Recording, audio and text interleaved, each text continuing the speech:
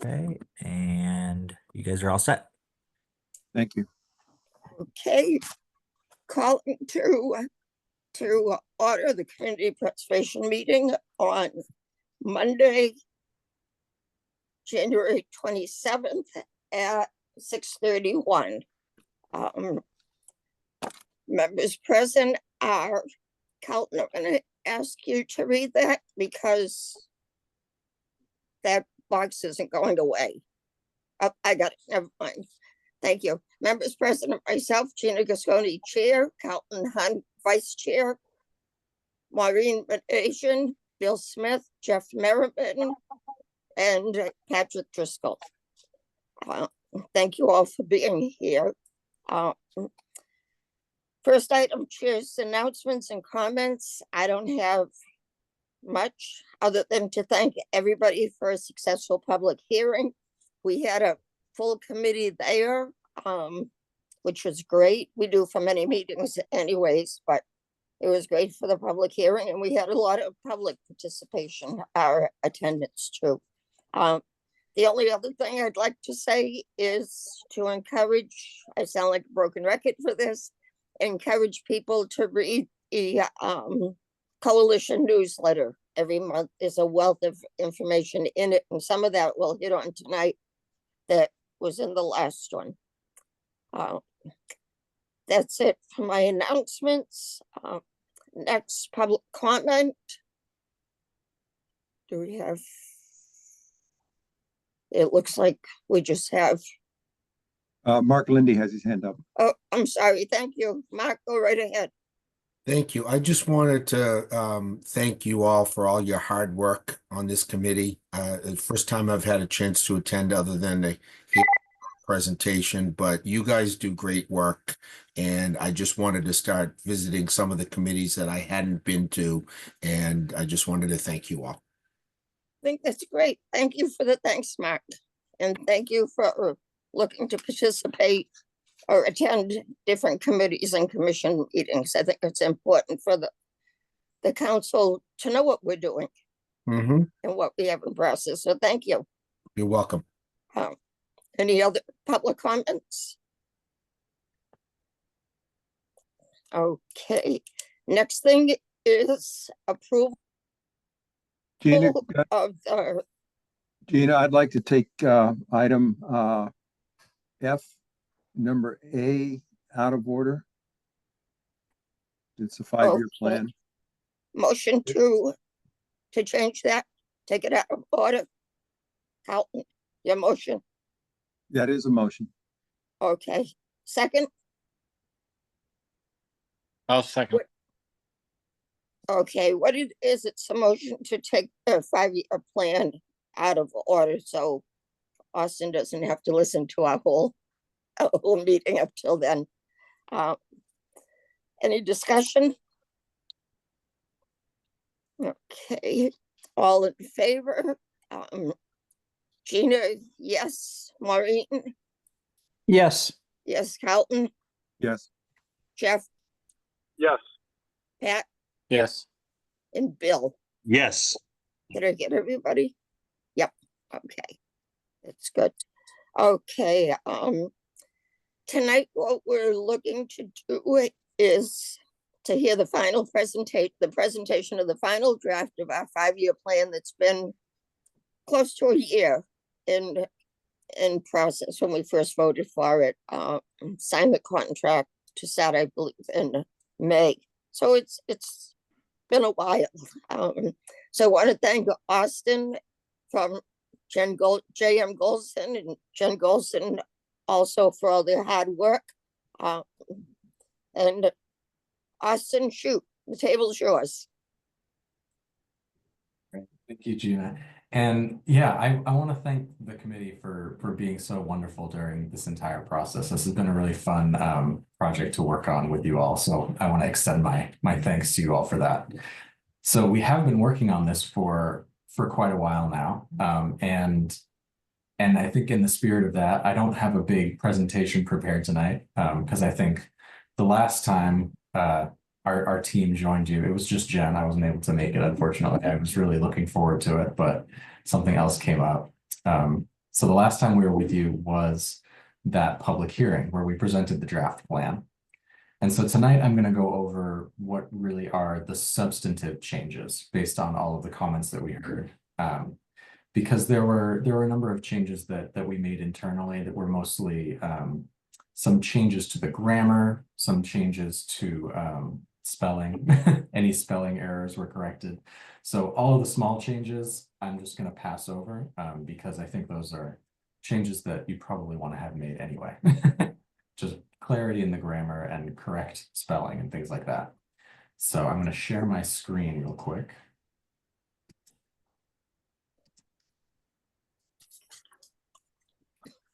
So the first real substantive change is down here in the acknowledgements. I've shuffled a bit of the things on the page just to reflect first and foremost the members of the community that participated in the focus groups, contributed to the survey, attended the open house, and joined us at the public hearing. Just to thank the public first and foremost. I also have updated the list of all of the staff members that I coordinated with and Jen coordinated with during the creation of the plan, and really thankful for all of the information that they were able to provide. There's a lot of little secrets, little parcels that should be on the map but aren't reflected in the state level data. So a very, very helpful assistance from them in sorting through all of that information as well. Austin, can I interrupt for a second? Yeah, absolutely. Okay, and I don't know why. Carlton, somebody just is in the waiting room. Can you just check that, please? It was me. I got kicked off. I'm back. Oh, okay, good. Thanks, Pat. Just at the top of this page, and I've read this a couple times, and it didn't hit me until you're actually saying it. Should, like Josh and Shane and Laurie, those folks, Michelle, Caitlin, should they be moved up where it says gratefully, CPC gratefully acknowledges, then have blank after all Bridgewater community members? So just move these names back up to the top. Right. Yeah, I can do that. Still keep the ones at the top that are crossed out, because I don't think, well, Josh is down below. Yeah. Yeah, so some of that formatting was just to reflect that it was moved down Right. here. Yeah, absolutely. I can move those back up. Yeah, because that way they're thanking town employees, town ones that contributed to the study. Then we're thanking all the Bridgewater community who gave their time for the focus groups. Sure. Sorry, I didn't catch that before. And like I said, I've read it a couple of times, and Oh yeah, that's quite all right. I appreciate that. Thank you.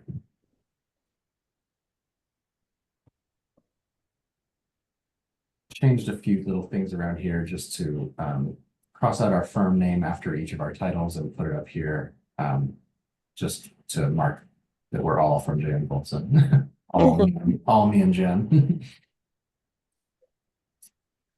And then there are a few little grammatical things here in the executive summary, moving a few words around and things like that, but no changes to any factual information.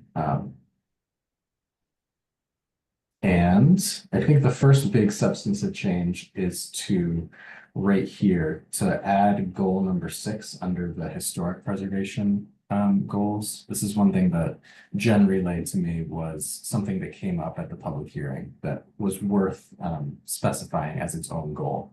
So that's to acquire significant historic artifacts, documents, and properties, including those locally significant to Bridgewater's history, to ensure their preservation, public accessibility, and use for community benefit. And so that goal has been added in here in the executive summary in the text and down in the historic preservation chapter.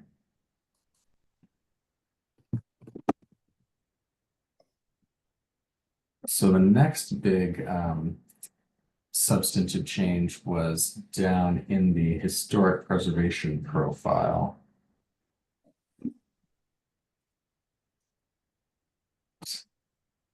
Scroll all the way down.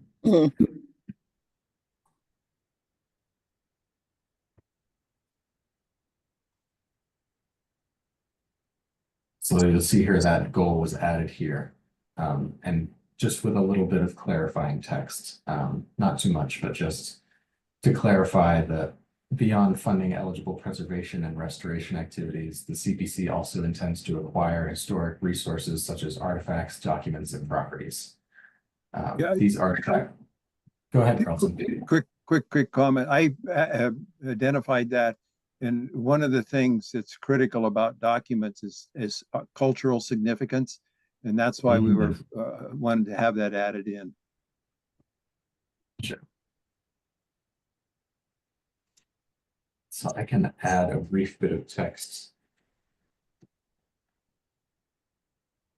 Yeah, it's pretty clear in what I've read on the CPA coalition site that cultural significance is important in artifacts and documents. Gotcha. Yeah, that does make sense. All right, I can add a little bit of text there. Thank you.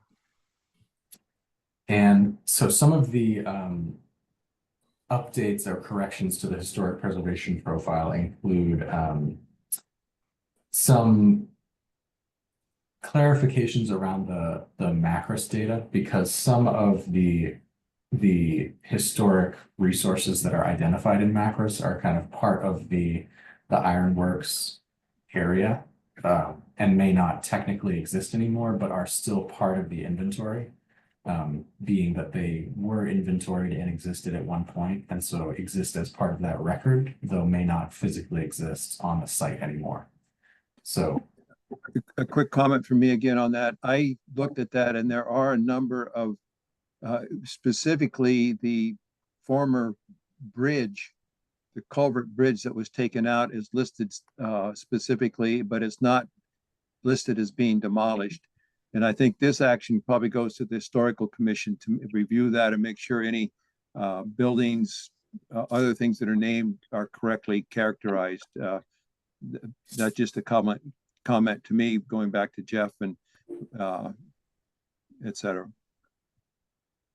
yeah, that's my understanding as well, is that it would be the formal responsibility of the Historical Commission to notify the Massachusetts Historical Commission so that they could update that data there.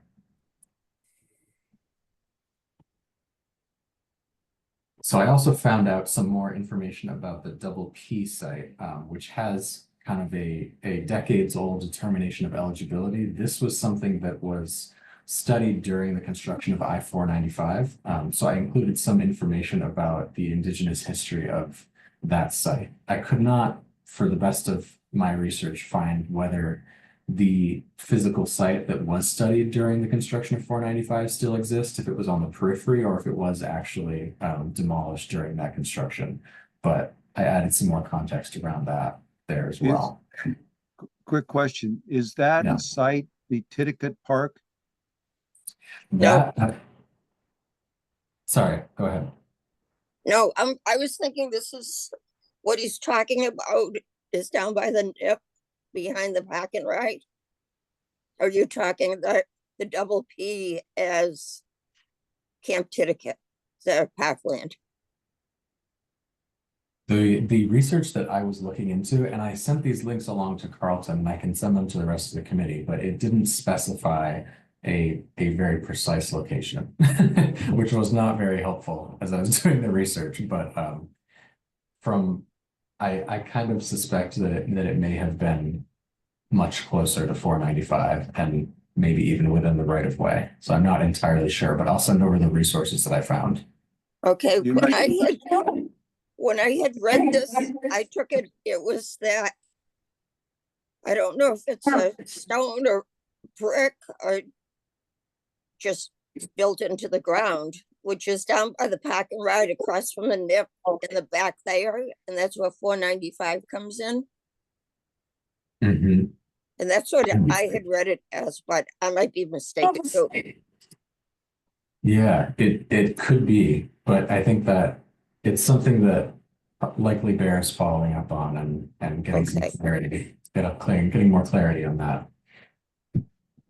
Can you add that document that you provided? I did a deep read of it. And I think it's a very important document. They at least have a link to it in this document. Yeah, and I believe it's this one, so it should exist down here in the sources. Is that just as a, okay, Yeah, so there's a link here to the Secretary of All right. State Thank- website. thank you. Yeah, absolutely. So that is also to remove the mention of the Town River Dam, as Carlton mentioned, that has been removed recently. So that one's out. Carlton also brought to my attention some historic documents around school buildings in Bridgewater. And so I added those as well as a specific reference to the Titicate Conservation Area as being of Indigenous significance. So the next kind of substantial update is in the open space profile. And thank you for your patience. Is in the mapping. So there were a few parcels that have been recently protected or are in the process of being protected or having agricultural preservation restrictions put on them. So notably, that's the Hanson Farm here and these large parcels that are out kind of on the other side of the river from Wyman Meadow behind a subdivision that's kind of new. So these weren't reflected in our original data that we had gotten from MassGIS because they're so new. So we chatted with the town and confirmed that those are the exact parcels. So those are now reflected in this map of open space and recreation areas that are protected, as well as called out here in a comment. Thank you. Yeah, absolutely. And to a great extent, that those are the most substantive changes that we made to the document based on the comments that we received. So I'm happy to open it up to any other comments that the members of the CPC have based on this draft. I just have one.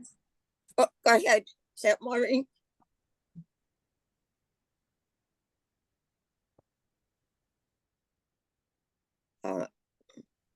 Did you mention my name? Yep, I thought somebody said something and I thought it was you. But guess not. Sorry. I just have one question, Austin.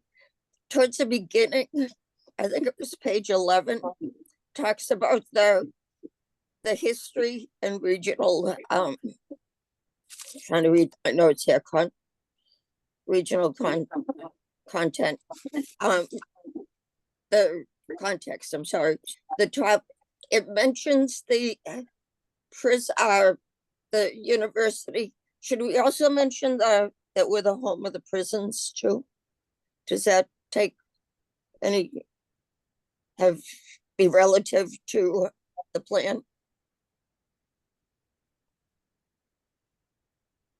I think that would be up to the committee how you want to identify what you see as key to Bridgewater's identity. Okay, thoughts from the committee on adding in the prison into that first paragraph?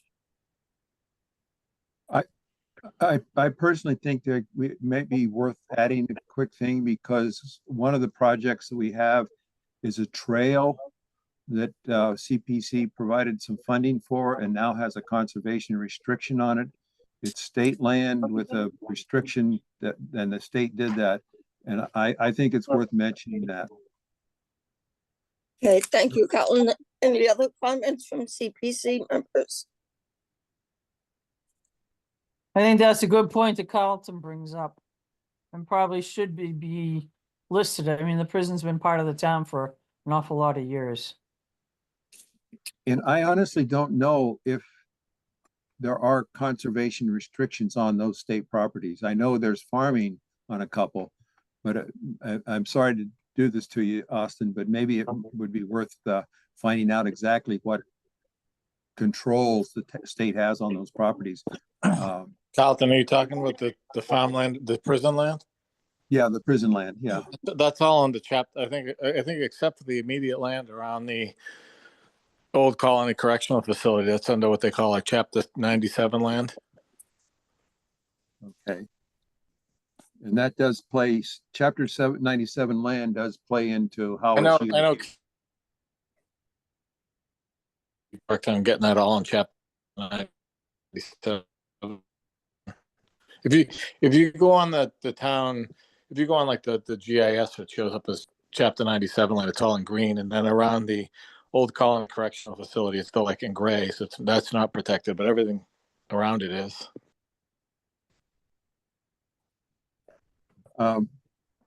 What I guess I'd leave it to the committee what they want to do. I'm just thinking that we need to recognize some of that. I think at least in the top part here, we should mention that we house, is it still 3 prisons, 4 prisons, or maybe we could just say, you know, Commonwealth of Massachusetts prisons. So I know it's different ones, the treatment center, the state hospital. I'm not sure what the others are called, but I think my thought is it should be mentioned here. And as Carlton said, especially since the trails are going in. I'm trying to remember further down under passive rec, if we mention the trails at the prison. You could simply call it the prison complex. Good point. Good idea. Okay. All right, I'll put a note in to make that change. Here.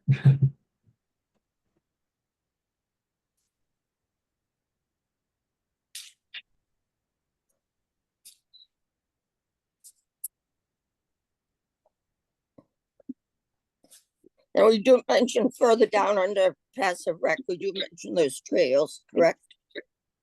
I believe we do. Okay, I thought so too. Let me confirm.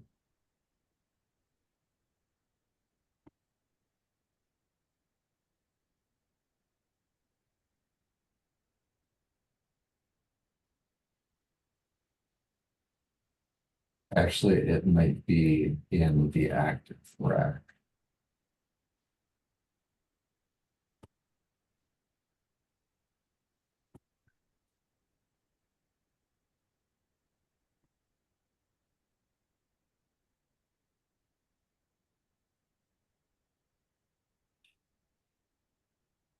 Now, you mentioned the old State Farm conservation land. Mhm. Yeah, that's right. Okay, and can you just scroll back up? I saw Old Scotland links and it looked like it was in red, but I'm not positive. That's right. It was included in one of the texts of one of the goals. I believe in the open space.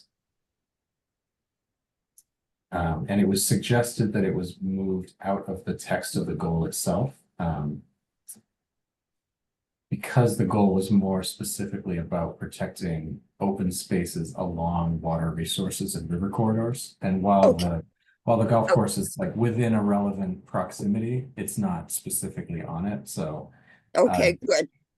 yeah, so I took the suggestion and moved reference of it down here.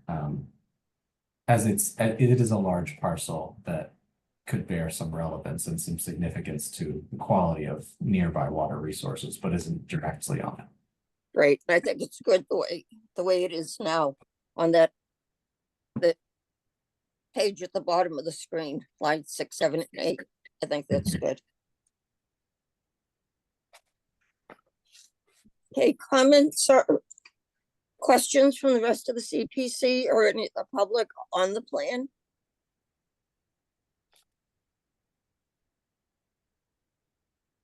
Oh, there was a quick questions on the chat.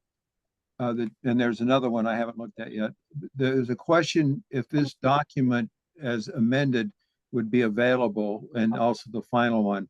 And my comment was, yes, both of those would be available. So this one should be saved. And then when we finalize it and all that stuff, the two of them should be on our webpage, just so there's some history there. Okay, Calton, the second comment was mine. I was answering the first comment. I think the question is, and we've talked about it before, I don't know if we came to our definitive conclusion, is will the plan with all the corrections, basically the final plan, will it be printed? Or basically just online? Some We talked people, We talked about that a couple of meetings ago, and I think I'm the one who mentioned that. I still think it's a good idea that we print it. Not everybody enjoys reading online. I just think we could publicize all the work that we do if we had some printed copies available. Mhm. Okay, I agree too. This question tonight came from one of the public that's in our meeting tonight, and I agree it should be at least have some copies made.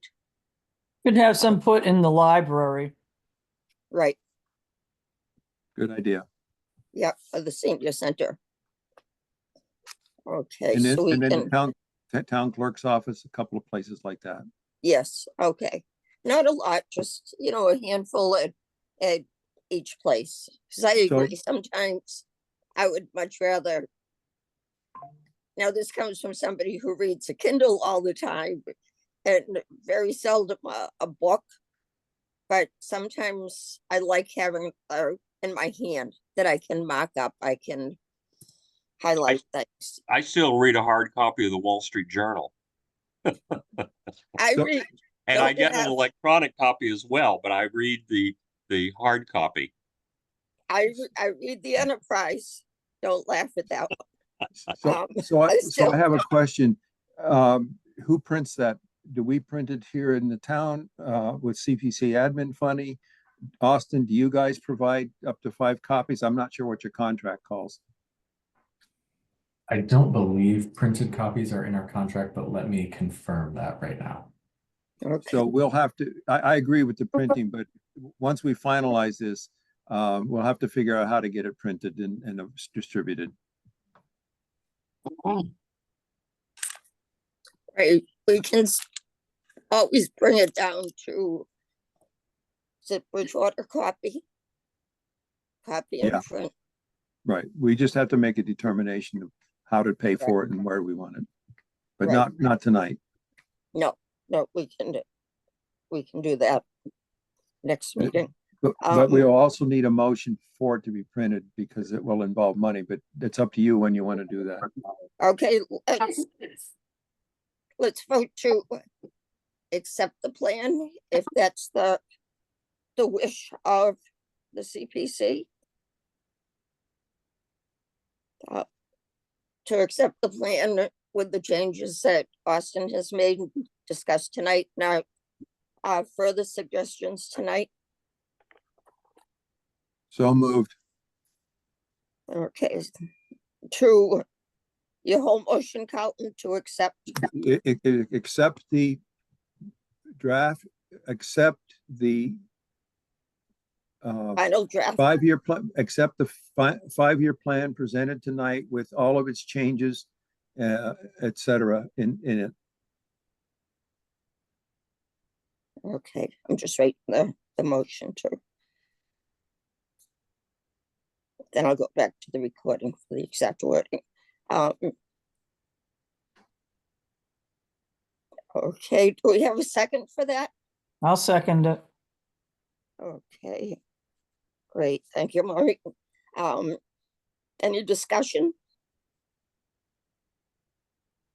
Any other CPC members have anything to add? Okay, hearing none. We'll do a roll call to accept the 5-year plan with changes per Carlton and Maureen's motion and second. Gina, yes. Carlton, Yes, Maureen, Yes. Jeff, Yes. Pat, Yes. and Bill. Yes. Did I get everybody? My list of participants keeps yeah, jumping. there are 6 votes in the positive, and that is the full complement of members here tonight. So the motion Okay. passes. Thank you. Okay, Austin, I want to say thank you from the bottom of my heart for all the work that you and Jen put into this, and also to the CPC members too. A lot of work went into it. And I think it's a good plan, and it will serve us well for the next 5 years. I'll second that. And Austin, logistically, you'll make the changes and then you will submit to the electronic form to Gina or to the town. How will we do that? Plan on going through this, making all of the changes that we discussed tonight, sending over a redlined version to both you and Gina, a clean version, both in Word and PDF documents. And I think then you two can take it from there, I think. I mean, I'll CC Josh on the email, so Yeah. Josh has it as well. Yeah, good, Okay. because that way, because my inbox doesn't handle a lot of big documents. So Josh will have that and we'll ask him to post it when we're done. Okay, sounds good. Great, thank you so much, Austin and the CPC members. While we're on this, technically it's old business and part of the plan. We should probably vote tonight on the printing. Just that when Austin makes the changes and gets it to us, we'll be ready to roll and not have to wait for another month for it. Thoughts? Anybody? So Gina, what are you thinking? Like having a couple of copies bound or just copied or what? Just copied. Like Just that's it? I would say a certain number. I'm going to suggest 5 bound copies to be placed at appropriate locations, such as the senior center, especially the library and the town hall. Okay, now you say bound, is that just like stapled together, or do you want it fancily bound? I mean fancily bound, stapled together, pieces get lost. Okay, right, but not like a fancy cover and the whole bit like that. And a suggestion's been made, maybe a copy goes to BSU, their library would be a great idea. Okay, Why don't we get a cost and at our next meeting vote on it? okay, Sounds good. It shouldn't be expensive. yep, sounds good, Pat, thank you. Carlton, is that something you want to do with Bridgewater Print, or do you want me to call them? Or Well, yeah, if you want to call them, that's fine, but we need to know page and that kind of stuff and binding and that kind of thing. So let's just defer the Well, decision. why don't we get it from Austin first to complete it, then we can send it to Bridgewater Print and say, here's the document, here's the amount of color needed, the number of pages, and Right. give us some options.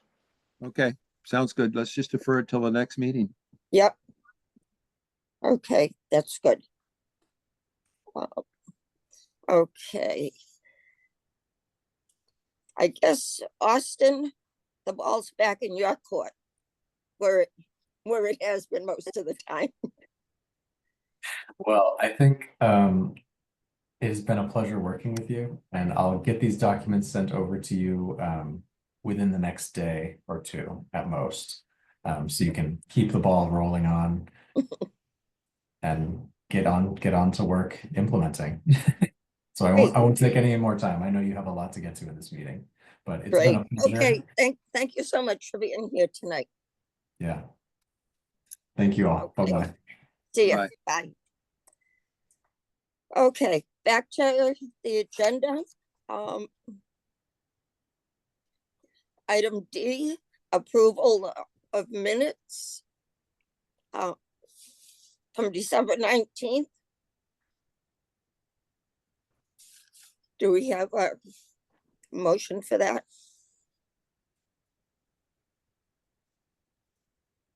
I'll make a motion to approve the minutes from the meeting in December.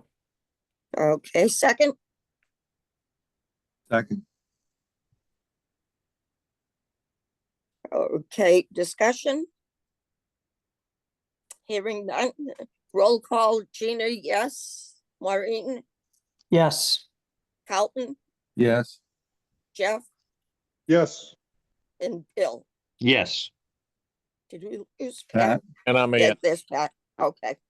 Good, okay, unanimous. 6-4, and that's the complement, so it Yep, passes. good, thank you. Item E, financial reports as of December 31st. Looking at just a couple things, we've already, as of December 31st, collected in tax revenue, real estate surcharge, 56% of what was anticipated. And taxes are due this week, so that should jump way up too. What's not, when we do our budget, what's not, we include the real estate surcharge and the state match. What's not included is, because they really can't estimate that, is the tax liens and penalties and the interest. So that's another 2,500 that wasn't in, couldn't be put a dollar amount for anticipated. So on the right-hand side, we don't have it up here, but where it's a unofficial balance sheet, after you take out what's encumbered, we'll still have 2.4 million available. So we're in good shape. We're going to vote for closing out some final reports and closing out accounts, so that should put some funds back into our coffers too.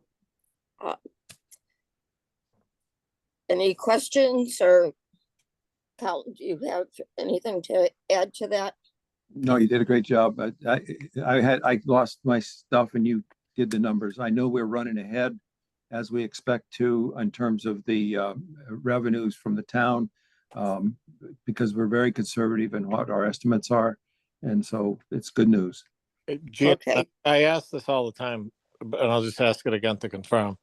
Sure. But this does not include projects where we've overfunded, and this does not include projects that may not go forward, and this does not include like the $450,000 grant we're going to be getting back for Styles and Hart, correct? Correct. So that 2.4, and I just say this all the time, is closer to 3 than 2.4. It's just Correct. we need to get those funds back after expending the dollars, correct? Correct. And Styles and Hart, the bid actually came in under the appropriation plus the 450, correct? Correct. So, and now that all that is not accounted for in the 2.4, correct? Correct. Thank you.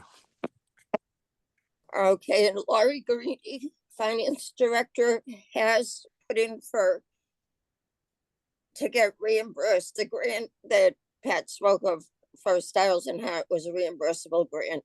I believe the deadline was December 31st, and Laurie has filed everything to get that those funds sent to us. So those should be coming too, and we'll see those. Where they actually show up on the revenue budget to actual, I'm not positive, but we will see it when it comes in. Gina, I think it's later on in the meeting, but are we gonna talk about that project and where we're at and what's left to do? Mhm. Okay. Yep. We will. We'll hit all our projects. Okay, so we did that. Next, we're under old business applications received. First one is Hanson's Farm. And for that, when Carlton and I met with Blythe Robinson, the acting town manager, they're putting together the final touches on the application, and we should have an application to vote on for our February meeting.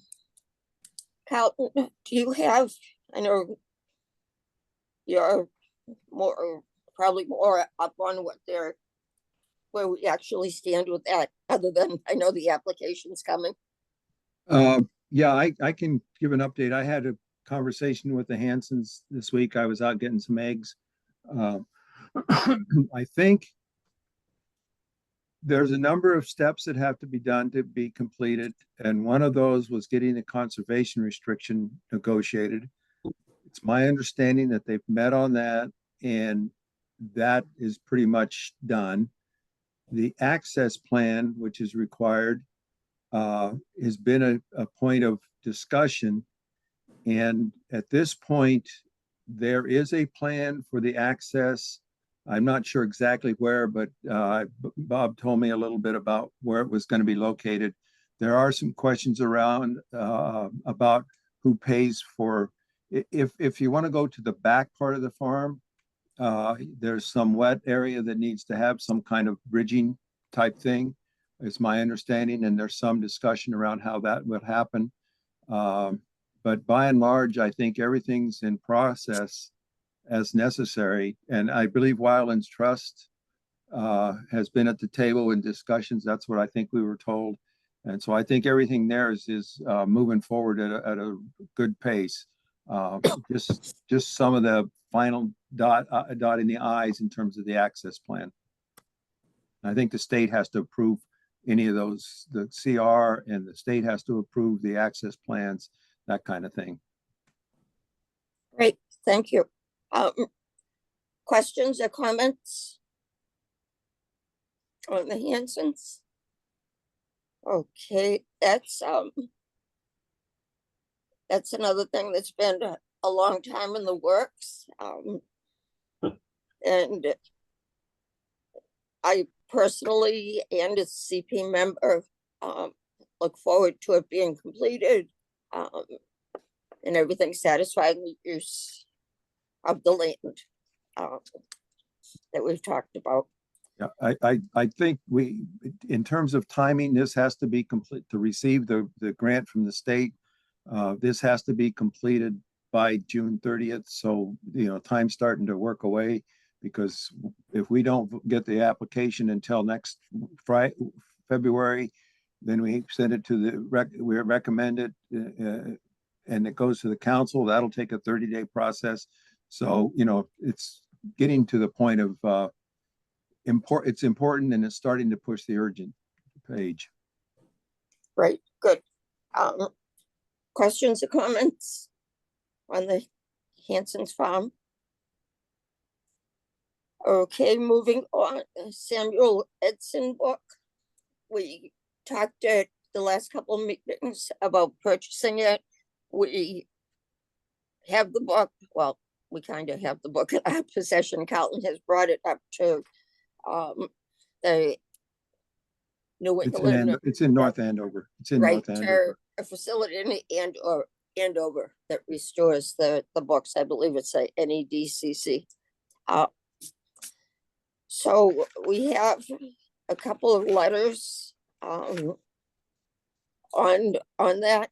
One is from the Historical Commission that were in your packet.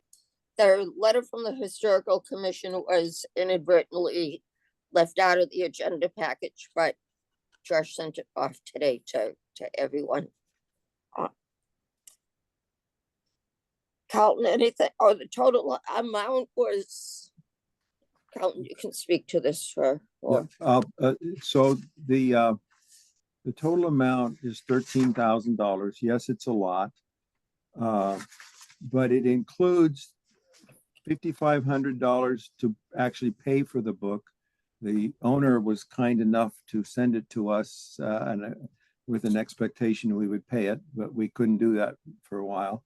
There's included in that, if we have to return the book, we would pay probably have a budget for doing that. We put $180 in for that. So the actual book acquisition, et cetera, is $56.80. And then the other critical piece of this is the preservation part. We have an estimate from NEDCC for $6,770 to restore the book.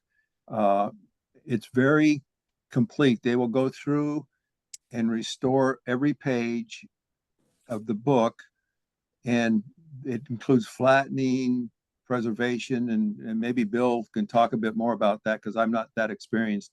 But they had a very detailed, I think 8 or 10 points that they were going to deal with the book. And then the final thing is that it's an incidental cost that we can fund. They would digitize all of the pages that have annotations and are handwritten. As part of that process, that would digitization process would enhance some of the language so it would be easier to read, et cetera. And then they would provide that digital back to us for our files and for archival purposes, et cetera. That's about all I have.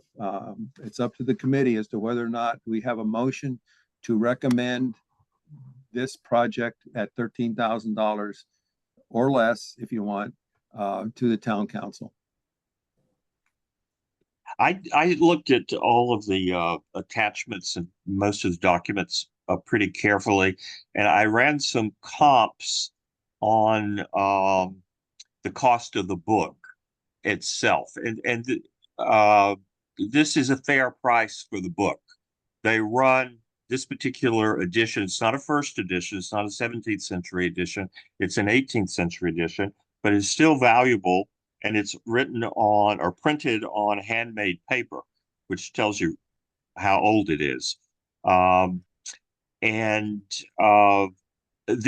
These books run around $5,000, give or take a few hundred. So we're getting the book for a fair price, and most importantly, we're getting all of these handwritten notes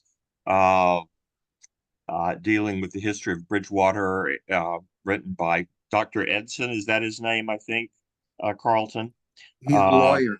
I think he was a lawyer. Oh, he was a lawyer. Okay. I think so too. And go ahead. So we get all of these pages, which are going to be digitized by the Andover folks. I know them. They've done some work for me. They are expensive, but they're the best in New England probably for restoration. And they're going to clean all the pages, take the binding apart. They're going to save the string material that's used to bind the book. They're going to put that back. They're going to repair pages with handmade Japanese paper, which is a long, arduous process. And so at first I didn't have a lot of questions about it, but I've decided that I think it's important for the town to have it. And I'm excited about the digitization because we'll be able to share that with scholars around the world. So that's really all I have to say about it. I'm glad that we have access to it and that we're considering it. Good. Thanks, Bill. For your, May I add a couple more things? Sure. this is why I mentioned the cultural aspects of historic book preservation and acquisition. This has to, I would call it, he was a coroner. Samuel Edson was a coroner in this area, and this is his book. Handwritten notes are his investigations of deaths. More than half of that book, the more major part, is the 16 or 1720s documentation in terms of the king's authorizing or giving control, whatever you want to call it, to Massachusetts Bay or Massachusetts. That part is not going to be digitized because that has already been digitized and it's publicly available anywhere. So we're only digitizing the handwritten pages, but we're preserving the entire book. Right. Good, thank you. Yeah, I mean, there are copies of this book around. I mean, so there's no need to digitize the printed version of the book. Oh, it's Well, probably already done anyway. right. The printed part, that's correct. The handwritten is unique to itself. Yeah. We Great. might have to do a transcription. I had a hard time reading it. I couldn't read it very well. We may want to ask someone to do a transcription of the handwritten pages to accompany that. But we can do that. I don't think Andover would have to be involved in that. That would be a good project for somebody, I think. Bill, what type of person would do this transcription? I know I had a hard time reading some of it too. Yeah, but so I think it's important to have the transcription for the purposes of scholarship. Okay, good. Any other discussion? CPC members, Maureen, Jeff, Bill, or Bill did, Pat, I questions, I think it's- comments? I think it's a good idea. Yeah, I'm completely on board with Bill, what he said. Okay, great. Maureen? Yep, I'm okay with it. Okay, good. So if I might offer a motion, Sure. Oh, sure. I move to recommend the funding of the restoration, preservation of the subject book from Samuel Edson, his Corners book, at $13,000 to be taken from the Historic Preservation Reserve account. 324200. Okay, and it's to the recommendation to the town council to appropriate the funds. I'll second it. Okay, further discussion? I would ask that we include the project application with the packet that goes to the town council, so they have the details. And I know there's a counselor on board, and we're more than happy to speak with the council directly once it's before them. Good. When I send off when we take a vote, that has to go, funding has to go before the council, I send them the whole kit and caboodle that I have, the application, backup letters, the exact motion, when we voted it, dollar amount, so they get everything that we've seen. And Gina, I feel really comfortable, I don't know anything about this stuff, so but having Bill do all that research and his knowledge, I appreciate that, and I think that helps us make an easy decision, so. They're going to put the volume in a very attractive box, which will have a label on it. It will look very classy, and it will also protect the book from dust and other things. Valuable books, they make cases for these valuable books like that, and they're very attractive. Good, thank you. Okay, further discussion on the motion? Okay, hearing none. Roll call, Gina, yes. Maureen, Yes, Carlton, Yes. oops. Jeff, Yes. Bill, Yes. and Pat.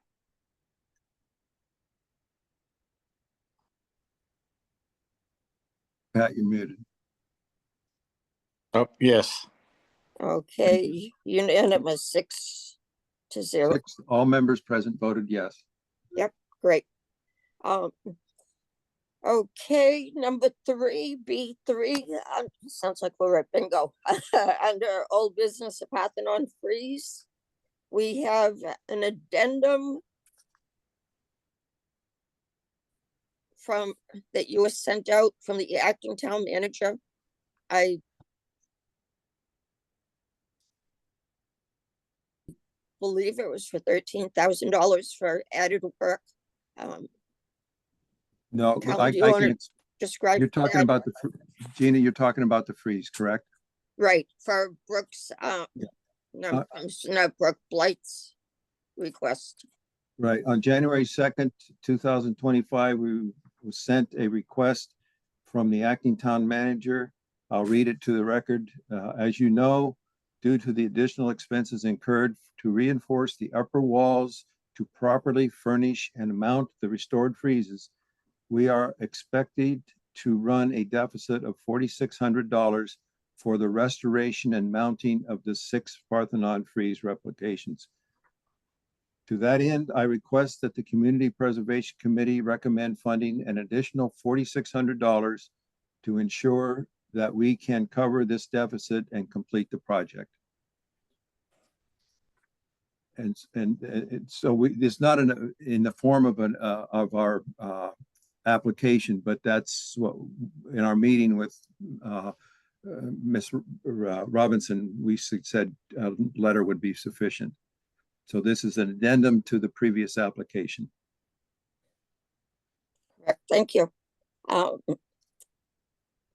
and I'll add, the $4,600 comes from a process where we identified where we wanted to install the freeze, how we wanted to install the freeze. We talked with the company that would do the installation and the layout, etc. And the town finally got to the point of getting a real estimate on what it would cost to reinforce those upper walls. As you walk into the Academy building, you see the railings around that open to the basement. These would be, as you walk through the automatic doors, and you look up, you'll see 4 walls. Then that's where those freeze would go at this point. Will they have lights, by the way? They really need to be lighted some way. If you, I mean, the originals, of course, are in the British Museum in the at the very beginning of the entrance of the British Museum.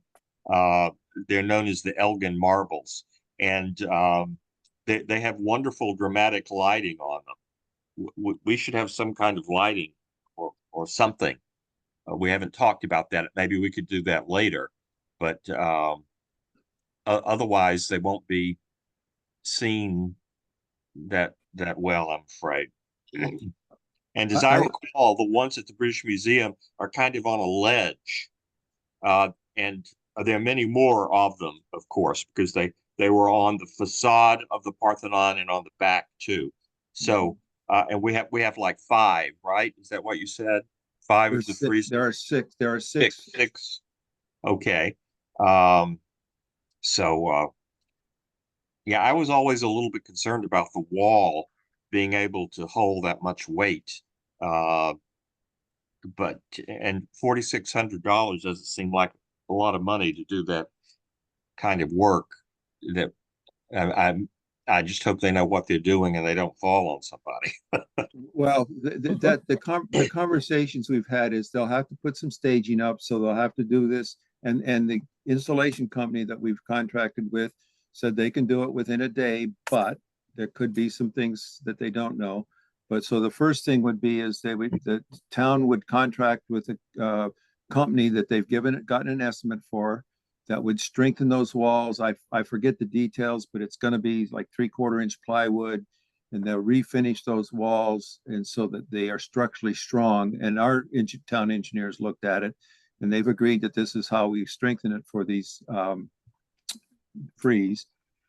Then the installers would come down and they know exactly how they're going to hold them up, to include putting a chair rail underneath each of the freezes as an additional support besides the anchors that would go into the wall.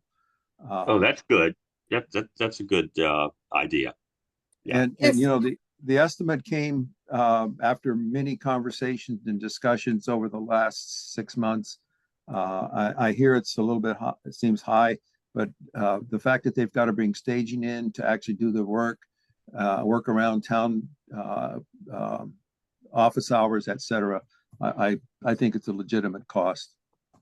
The lighting, that's another question. I know that area is well lit from the top, but I don't know about lights shining We on could them. always deal with that later if we don't think they'll light it well enough. Well, that If it's- becomes a problem, Bill, because I don't know what the electrical wiring in that area is. There's a lot of stuff was removed when the building was put in, wall plugins, that kind of stuff. So I'm not sure we can accommodate that, but you're right. We should consider it later. Yeah. Okay, further discussion? CPC members? Or the request for the additional funding?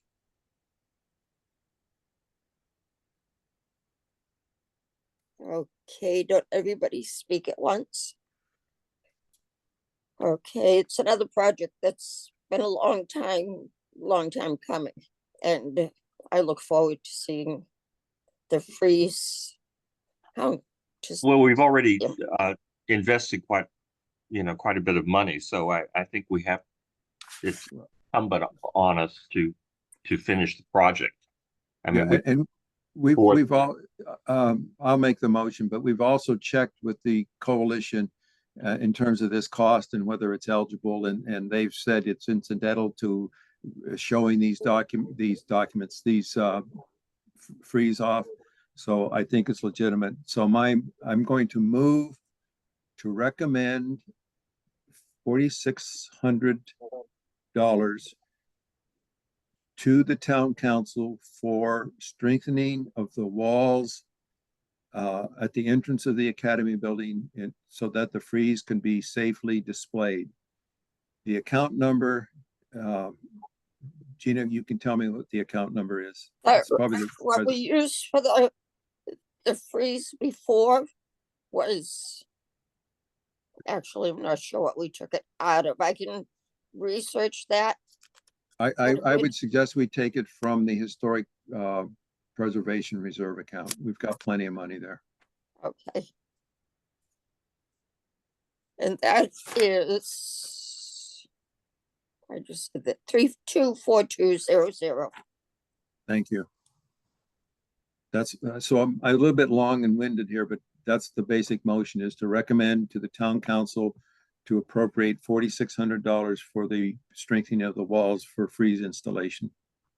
I second that. Okay, thank you.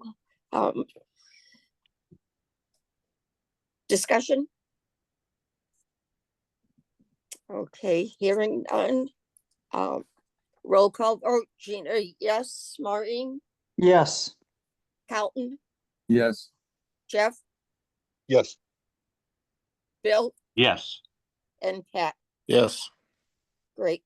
Okay, thank you. 6-4 and no one else voting. Okay, when is the next council meeting? Mark, I don't know, but it's gonna be in early February. I think we can try to get the letter and the recommendation to the council, but their agenda may be closing. Let me ask Mark Lindy, if you're still there, when's your next meeting?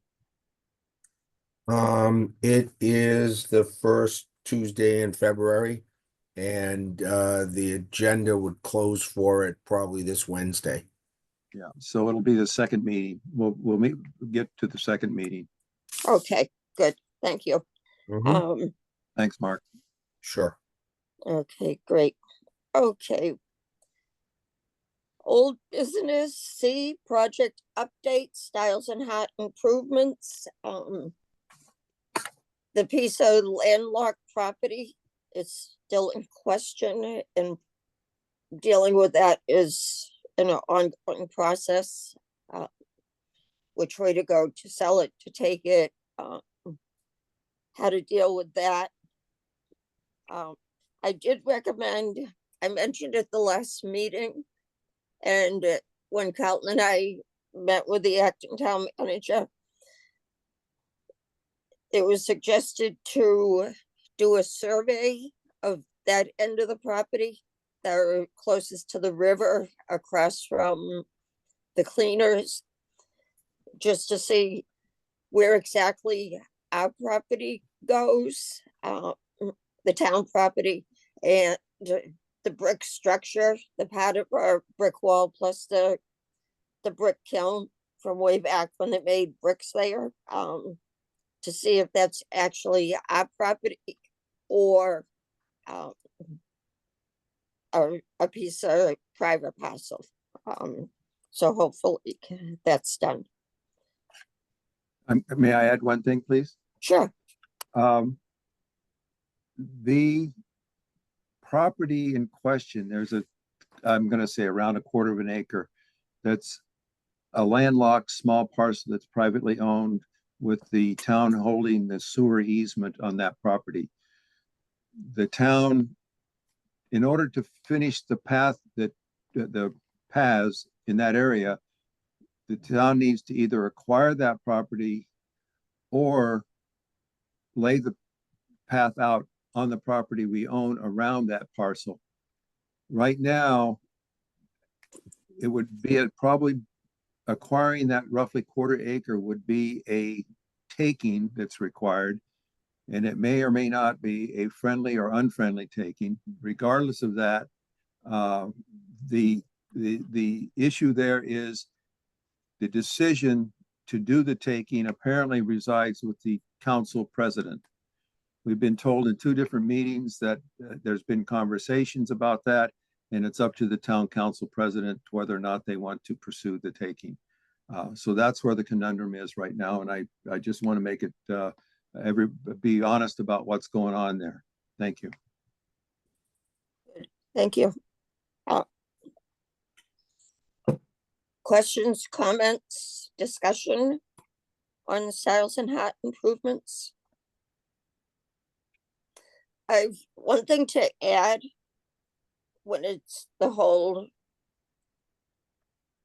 project is complete, I've spoken to Parks and Rec, because ultimately the parks fall under Parks and Rec, to have some type of a grand reopening of the improvement fields, and they're all for it. So that'll happen once everything's set.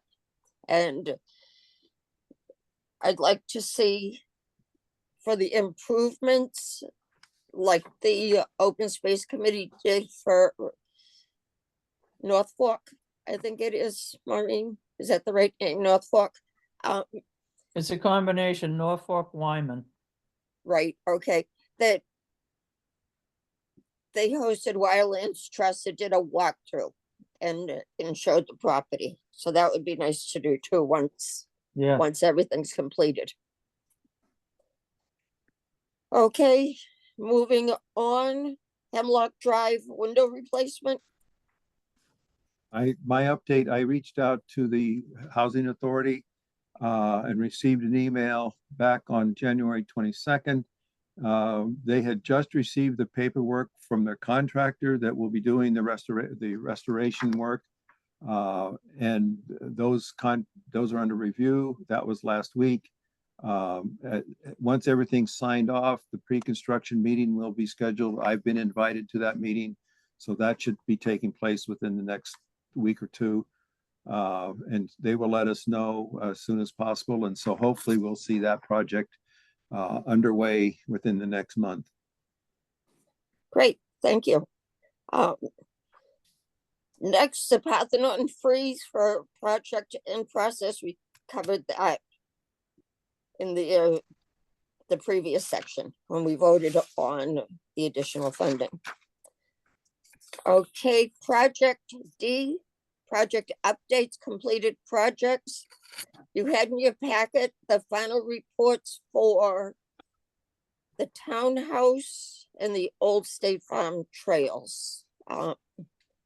If we do a vote to accept those reports, we can close out the projects. I believe Old State Farm Trails doesn't have any funding left to it, so it'd just be finalizing and taking the account off the books. And the townhouse, there's a balance of $9,775.43. So that would return back to the CPA pot that it came from, which was probably historic preservation, but I'd have to double check. So everybody had a chance to look at the two reports? And are you ready to vote to accept, not accept, to vote on them? Gina, quick question, Gina. I had sent a couple of editorial, I helped write the verbiage on the townhouse. Mhm. And I had sent some changes. I think those changes were made. I had some confusion in some of my writing, so I'm assuming that's all been done. Okay. If I remember right, looking at the changes you sent, they were made. I'd have to go back to double check it to make sure. Well, we can accept it on the basis of the changes being made. I also note that we have the townhouse has a deed restriction, a historic preservation restriction on it. That is held by the Mass Historic Commission. And we included in this the actual book and page of that deed restriction, so it's people in the future can find it easily. Great. Do we have? I have to look back at having to think of that today. On the report, is there a line that I'm sorry, I'm scrolling at the same time. That we put a date on it when the report was accepted. We can have Josh. Yep, I see it. There, it is there. Okay, I thought it was. Yeah, it has to be signed too. Right. Okay. Any discussion on those two reports to close out the projects? We should vote on them individually. Correct. Townhouse final report. Motions, anybody? How about historic district? Motioning, not Bill, not that I'm putting motions into your word for taking them from Carlton. Sorry? I was just looking for motion for the final report for Okay. the townhouse. Yes. The motion to accept the report. Okay. Second, I'll second that. okay. Can I just make a friendly amendment to that we accept it? Pending, I guess that's the word we want, pending the updates that Carlton had requested. I accept that amendment. Okay. Now, these are, this regards hiring a preservationist, is that right? No. This is just the report on the work that was done last year. Oh, that's what I thought. Yep. Okay, good. Yep, good.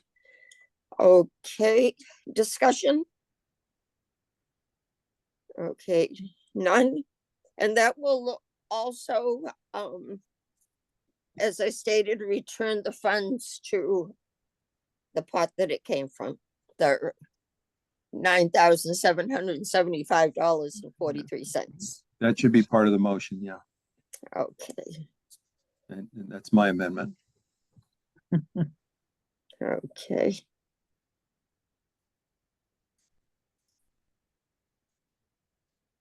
Okay, no further discussion or further amendments. Bill, do you agree with the amendments? Yes. Okay, great, thank you. Okay, roll call, Gina, yes, Maureen, Yes, Helton, Yes, Jeff, that was a yes. okay, Bill, Yes. and Pat. Yes.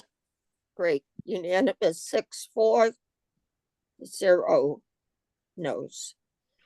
Okay, State Farm Trail final report. We had documentation from Kitty Doherty, who spearheaded that project. And along with the, I always have to figure this out, and TSB and the natural resources. NRTB. NITB, thank you. I always have to in my mind say out every word.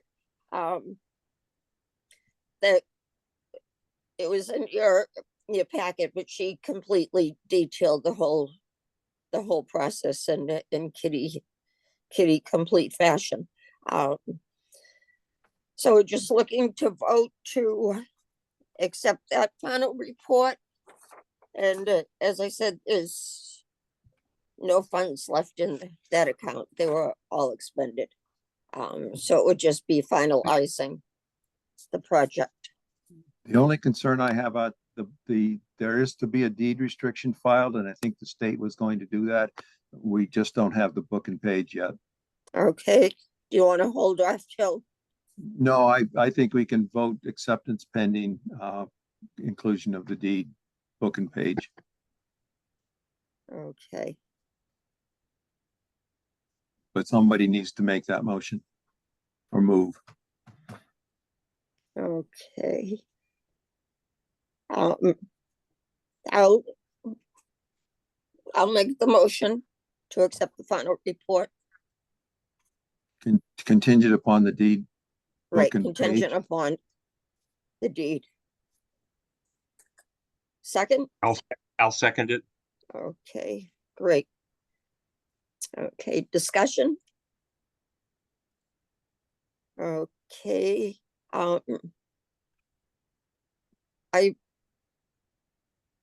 it's not to do with the vote, but just an update for Parks and Rec. John Hart, who's our park person for Parks and Rec, has walked it with Kitty. He said it'll be great when it's done. So that's good. Okay, roll call vote on the motion. Gina, yes. Maureen, yes, Carlton, Yes. Jeff, Yes. Bill, Yes. and Pat. Yes. Okay, good. We still have 3 others. We're just waiting for the final reports of Broad Street Properties. Those are the 2 lots next to the old Chinese restaurant, Summer Street, the old Oval Station, and the rebinding of the 1894 Death Records book. A couple of quick things. The Broad Street Properties, the deed restriction is being worked on. They're trying to meld the Styles and Hart. I think Wildlands Trust holds that deed. I think, but that deed has to be modified to include those 2 parcels we took, and we're still waiting for the book and page on that one. Good. And the Summer Street property, there's a lot of discussion around that particular one. We do need the final report, but I had some significant conversations. And Gene and I had one with the acting town manager.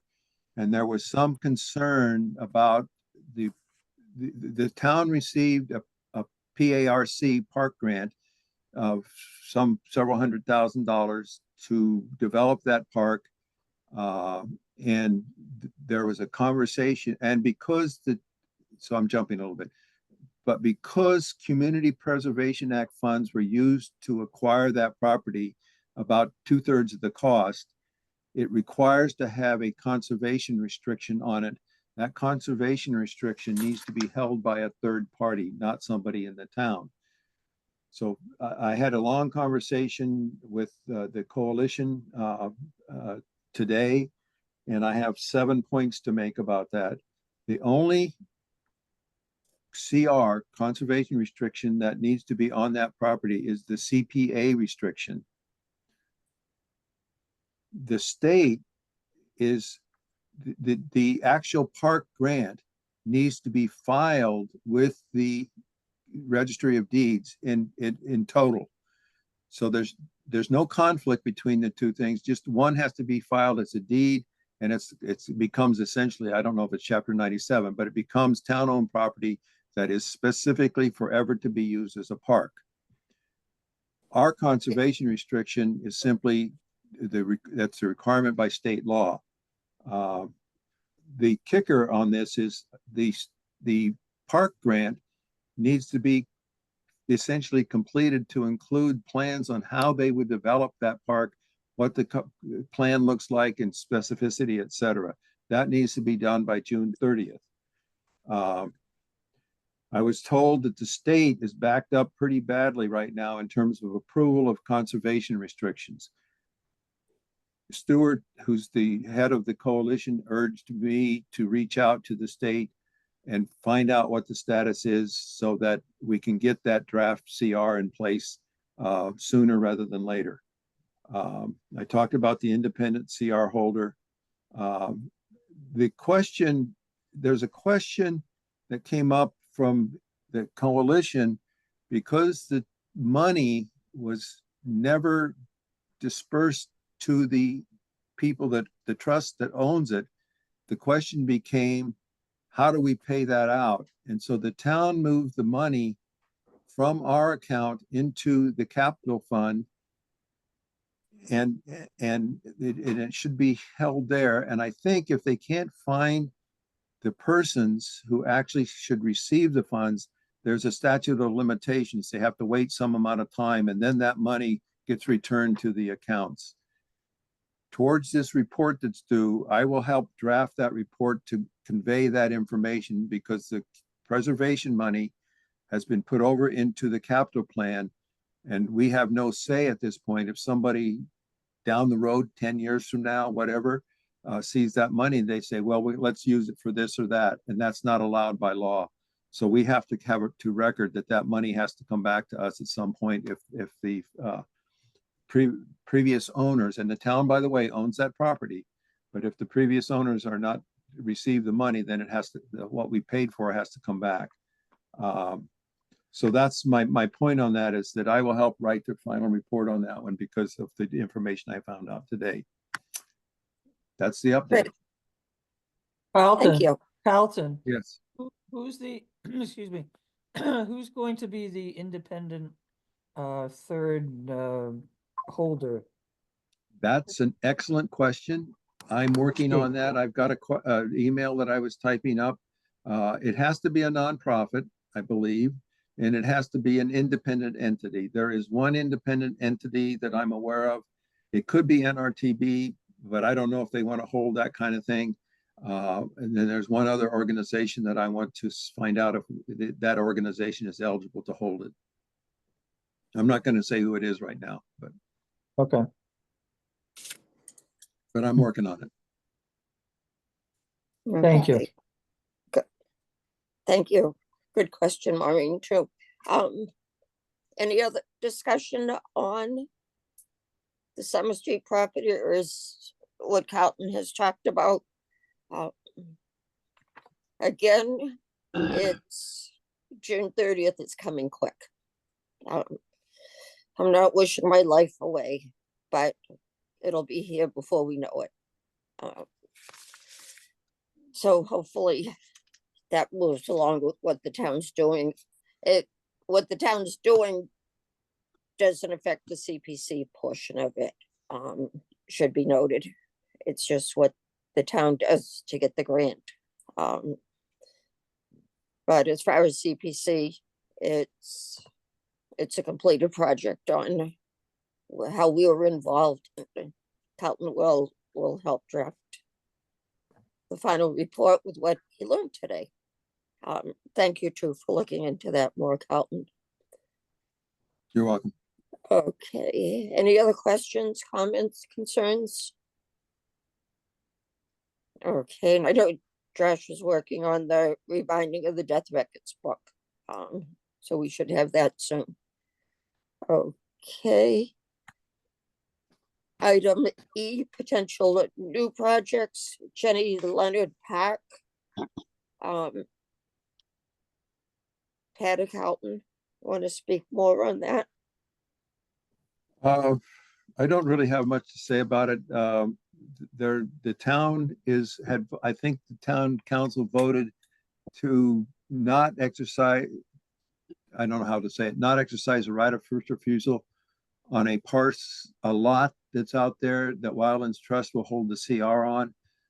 I'm not totally sure how that might affect the little parking lot that is within another lot that's out there that's basically managed or handled by the association there. Maybe Pat can help a little bit, but basically that access from that parking lot that's out there, the trails up into the Jenny Leonard Park are all something we need to think about. Mm-hmm. For the park itself, the current park, the existing park. Parking. Oh, the Parker parking. The park itself, the Jenny Leonard Park. Parks and Rec we're kind of, I say we as a Parks and Rec person would like to put something there, would like to have it cleaned up if it's small trails, a picnic area. I think we'd like to see the outcome of that piece of land that Wildlands Trust might hold, just to see. Nobody Gina, holds it. I think there's some confusion. Okay. That small piece that's assemblage to that Jenny Leonard Park is not part of that first right of refusal. Right. The first right of refusal is across the street. It connects with the 68 acres along the river. That's with on the Bridgewater Preserve side, which is Magnolia Way. That's already been accepted by Wildlands Trust. So I think that's a good thing. There's nothing before the town on this other piece right now. Okay, isn't that the As far as piece I know, that- Carlton, correct? You're correct.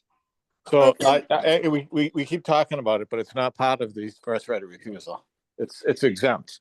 I think the town should take it. We can take it, but I think there's some internal discussions from the CED director and some other people in town that don't want to take it because there's a catch basin on it, which doesn't make any sense to me. Because when we planned the whole neighborhood, we planned it to maintain that open space assemblage connecting the Jenny Leonard Park.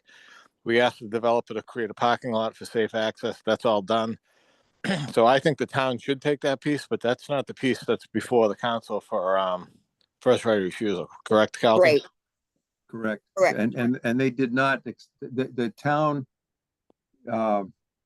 did not exercise their option for that lot number 2 across the road. Yeah, and I don't even know how that ended up in there because the agreement with the planning board and the developer, what I always thought was that we had the first right of refusal always on the Jenny Leonard assemblage, not the other piece, but somehow that got tied into it. So, I mean, the town, for the council to not take the piece that we left next to Jenny Leonard Park that we had the parking lot built on and everything because a few people in town don't want it, doesn't make any sense to me. Right, I agree, Pat. I think the town should accept that, because that's the piece of, the one with the catch basin that you just talked about adjacent to the park. I mean, That's not to interrupt, but the whole thing, the whole argument's ridiculous because if we accept the street, we're accepting all the drainage infrastructure anyway. So then we're going to own all the drainage infrastructure except for that one catch basin. It doesn't, the people advocating against it, I don't think know what they're talking about. So okay. Would the it, question would here- it help if we sent a letter to the acting town manager? I know Carolyn and I have talked to her numerous times about this in our monthly meetings. And I think she was confused too on which piece of property it was. Would it help if we wrote a letter? Parks and Rec is meeting next Monday. Maybe they could write a letter too. Just encouraging their acceptance of that piece of property adjacent to the park.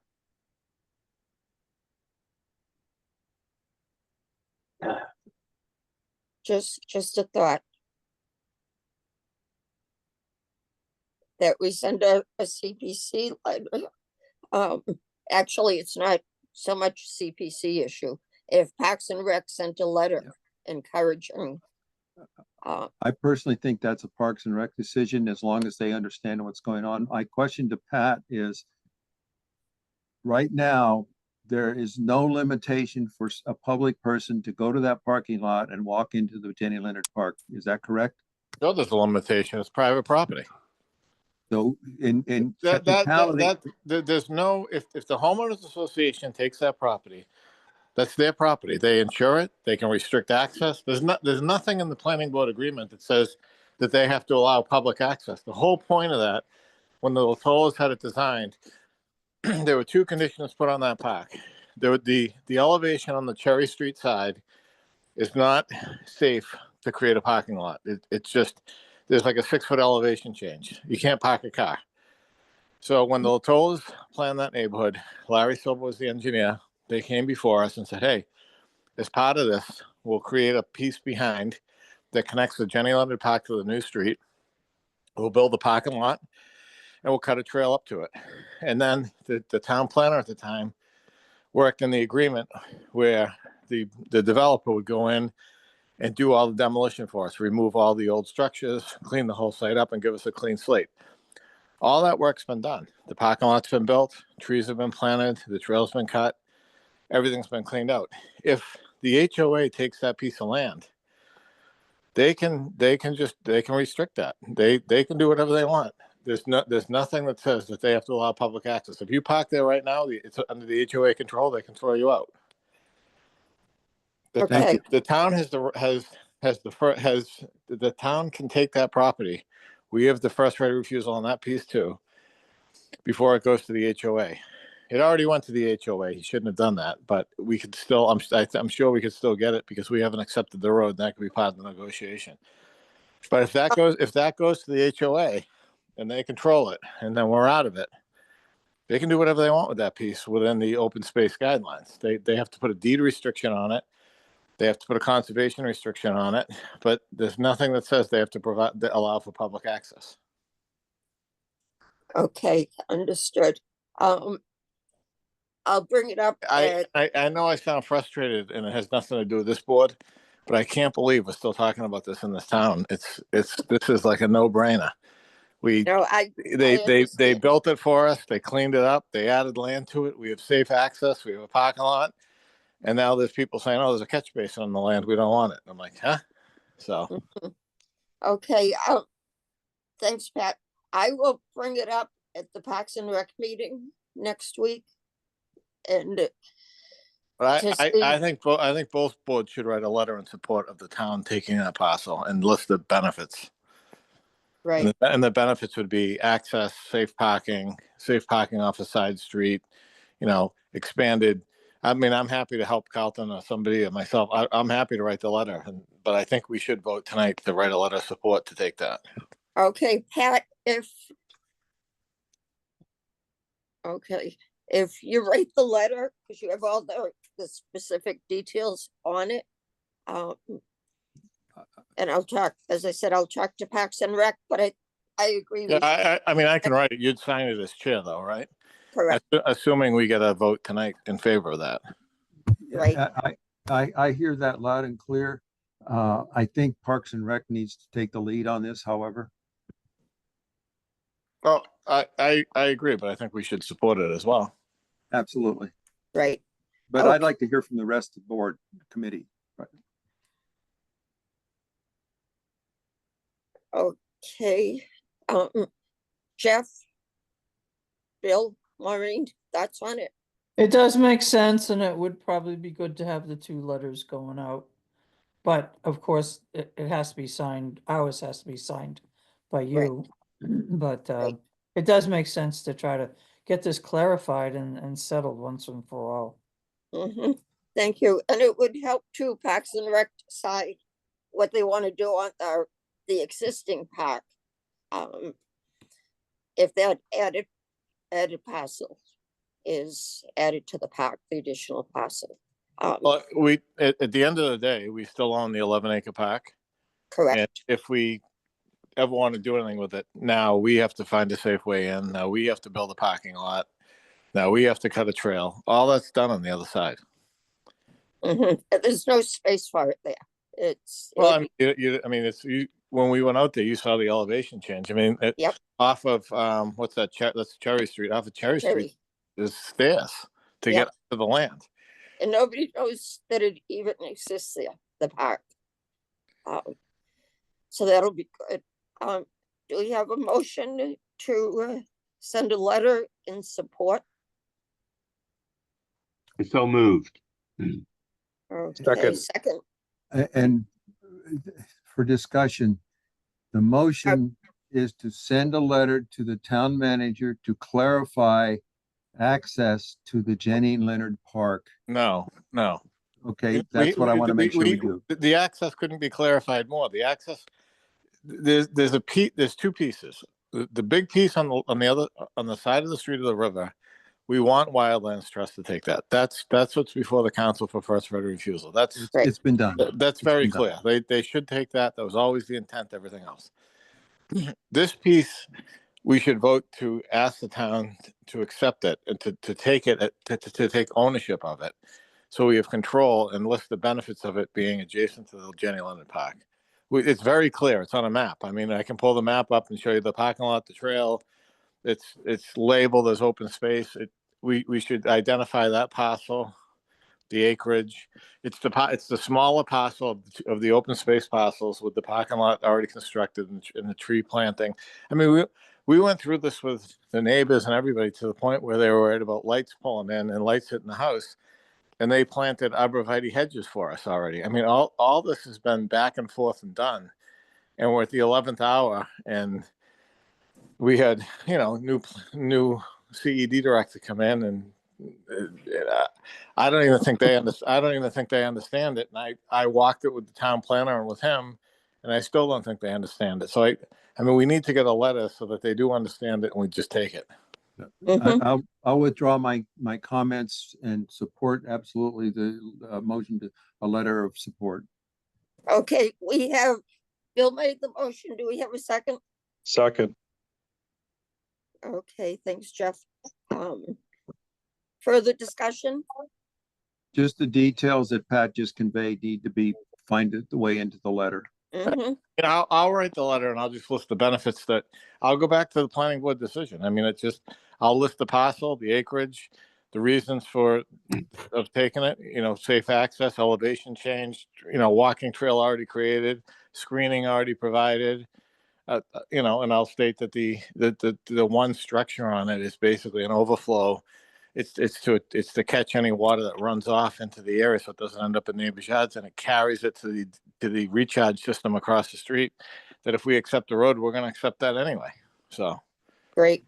Okay, thank you, Pat. So to clarify for the record, this is a motion for the letter to be sent from the CPC by the chair based on input from Pat. Correct. And we already have a motion in a second, correct? Yes. Correct. Okay, further discussion? Okay, hearing none, roll call. Gina, yes. Maureen, Yes. Carlton, Yes. Jeff, Yes. Bill Yes. and Pat. Yes. Wha- Okay, great. Thank you. One question about this, what kind of financial investment has the CPC made in this park? I can't remember Zero. Nothing. Okay, But it gives us the opportunity to, Bill, like right now. So now if we want to invest in it, if recreation comes to us and says, hey, we want to invest in this park, it's like, well, great. Now we have a park that already has parking, already has a trailhead cut.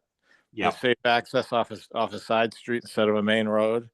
I mean, it changes the whole park. It makes it goes between two streets now instead of one street. Right. The whole thing is just. Well, as you say, it's a no-brainer. It's a game Correct. changer. The neighborhood was designed around it for this purpose. Yeah. And just with the regime change, we don't want it because there's a catch basin on it. It just doesn't make any sense. Right. The park was originally built without the access in the back that's in question now. It was It was built. built I and think it was taken built. It care was of by built. the neighbors. I think it was built years and years and years ago Correct. as like a neighborhood park where it was thought that people would walk to it from the area, Hmm. and it has the opportunity to be much more than that and be a park for the surrounding area. And even if people want to walk now, they can walk to this parking lot, walk to this trailhead, and it's all done. Right. Thank you It's very a much, nice Pat. trail, nice piece of land that's in question. Okay, moving on. Item E2, basketball courts at Legion and Scotland Field. Their Scotland Field ones, I believe, are completely dug up. They're in such disrepair.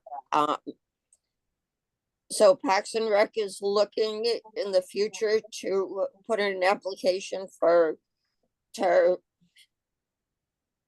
rejuvenate's not the right word. There's an official CPA word for it. Rehabilitate. Rehabilitate sounds better than rejuvenate. Thank you. The term You're complete welcome. slipped. But Parks and Rec is looking to have both of those put in. Item 3, study of recreational land options. Was more brought up in one of the focus groups for recreation as Legion Field needs parks put in, fields put in, they're kind of placed where they fit. And there was talk of, are they in the good spots? Could we make better use of the land? Again, we, meaning Parks and Rec. Jen Golson had mentioned there are grants out there for that, but that's something in the future too, but it's just a potential project. Next is the townhouse interior assessment, and I'll let Carlton talk on this. Thank you. The townhouse, as you all know, has been restored. The roof's done. The gutter air system and everything's been brought back to what it was in the late 1800s. So the exterior has been funded in terms of preservation, restoration by CPA at 2 different times. The question is the reuse of that building is stalled for whatever reason, I don't know fully. But one of the things that happened when the Mass Historic Commission grant that was given required a deed restriction to be put on that building. That deed restriction has been filed. It is since April of 24. That's in the Register of Deeds, and it is very detailed and complete, talking about minor and major changes to the building, interior and exterior. As we think about where we're going with that building and what its future use might be, the interior is the part that would need to be reused, reformatted, that kind of thing. There's a bunch of suspended ceilings in there that are probably not historic and actually block the view of some of the historic features of the second and first floor. So the interior would have to go through Mass Historic for any major changes to the interior, including the basement, first floor, second floor. My concern is, when do we actually identify what the historic features of the interior of that building should be preserved, restored, refurbished, but not destroyed? And without having a study to do that, we're just kind of talking in the air for a long time. Reuse is important. Reuse, we keep getting told that the reuse should take place and plan should take place first, but the historic interior assessment should take place after that. And I'm of the position, and I hope the town, this committee is, that we need to have an assessment done on the interior of that building for all the historic elements, so we have it on paper, what needs to be preserved. I couldn't agree more with that. I can't imagine repurposing the building and then trying to determine post factum what the original architectural features of the building were. It has to be the reverse. You're absolutely right. So we should maybe think about hiring the services of an architectural historian or a preservationist to do a study of the interior. I concur with that completely. I'll be glad to make a motion of some sort if you'll give me a minute. Okay. Unless there's more discussion. Well, Maybe. we can have Well, discussion once the motion's made. What's that? We can have discussion once the motion is made. Oh, okay. Let's. How much money are we talking about here? Do we need if we're going to do a study, do we need a dollar amount, or can we just be vague about that? Or I think we can be vague about that, because okay, I've heard estimates, something like this could cost 10,000, 9,000, 10,000, 15, whatever. So I'm thinking that we just don't put a dollar amount, that we have the funds in the administrative account that we can pay for it. We don't have to go through the town council for that at all. We can issue something, but if a motion were to come forward that said, we want this study done by a date certain, it's up to the town administrative people to actually find a historic architect. Okay, I would like to see a dollar amount attached to it, even if it's a not to exceed. My reasoning for that is we're into February already. If this has to go to bid to find somebody, or if the town has to hire somebody for it. If the assessment isn't complete by June 30th, and we need to encumber funds, we have to show a vote that was taken to spend the funds. So for that reason, I would like to see a dollar amount attached, just to cover ourselves if the assessment isn't completed by June 30th. It allows us back up to encumber the funds to use next year, encumber FY20, I have to stop and think what fiscal year we're in, FY25 funds into FY26. So I would like to see a dollar put in. well, I will make some kind of motion if I have a dollar amount. Maybe not to exceed. Was that your phrase, Gina? Not Right, to I would say not to exceed. I would say not to exceed 20,000, just to have an upper limit.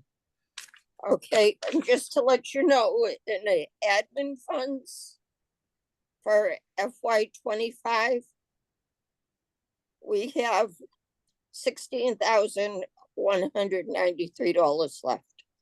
No. We've got 47,000. Okay, I'm looking at, let me just put a paper here, just to make sure I'm following. Unless somebody tapped it and we don't know about it. Okay, Could happen.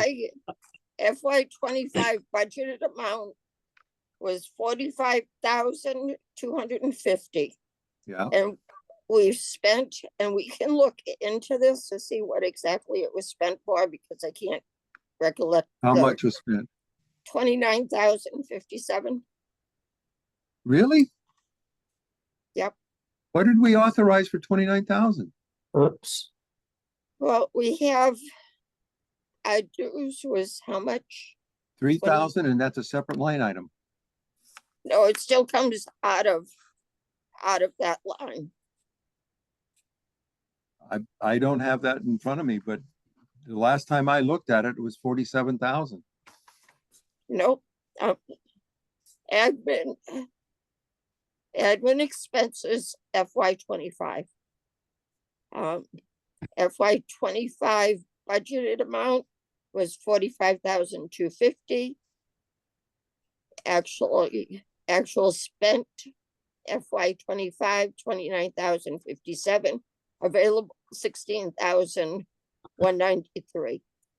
I can ask Laurie for our. I item believe ninety- sorry to interject. I believe you're looking at the carryover funds for the Jen Goldson Company. There's No, another line that's- below that.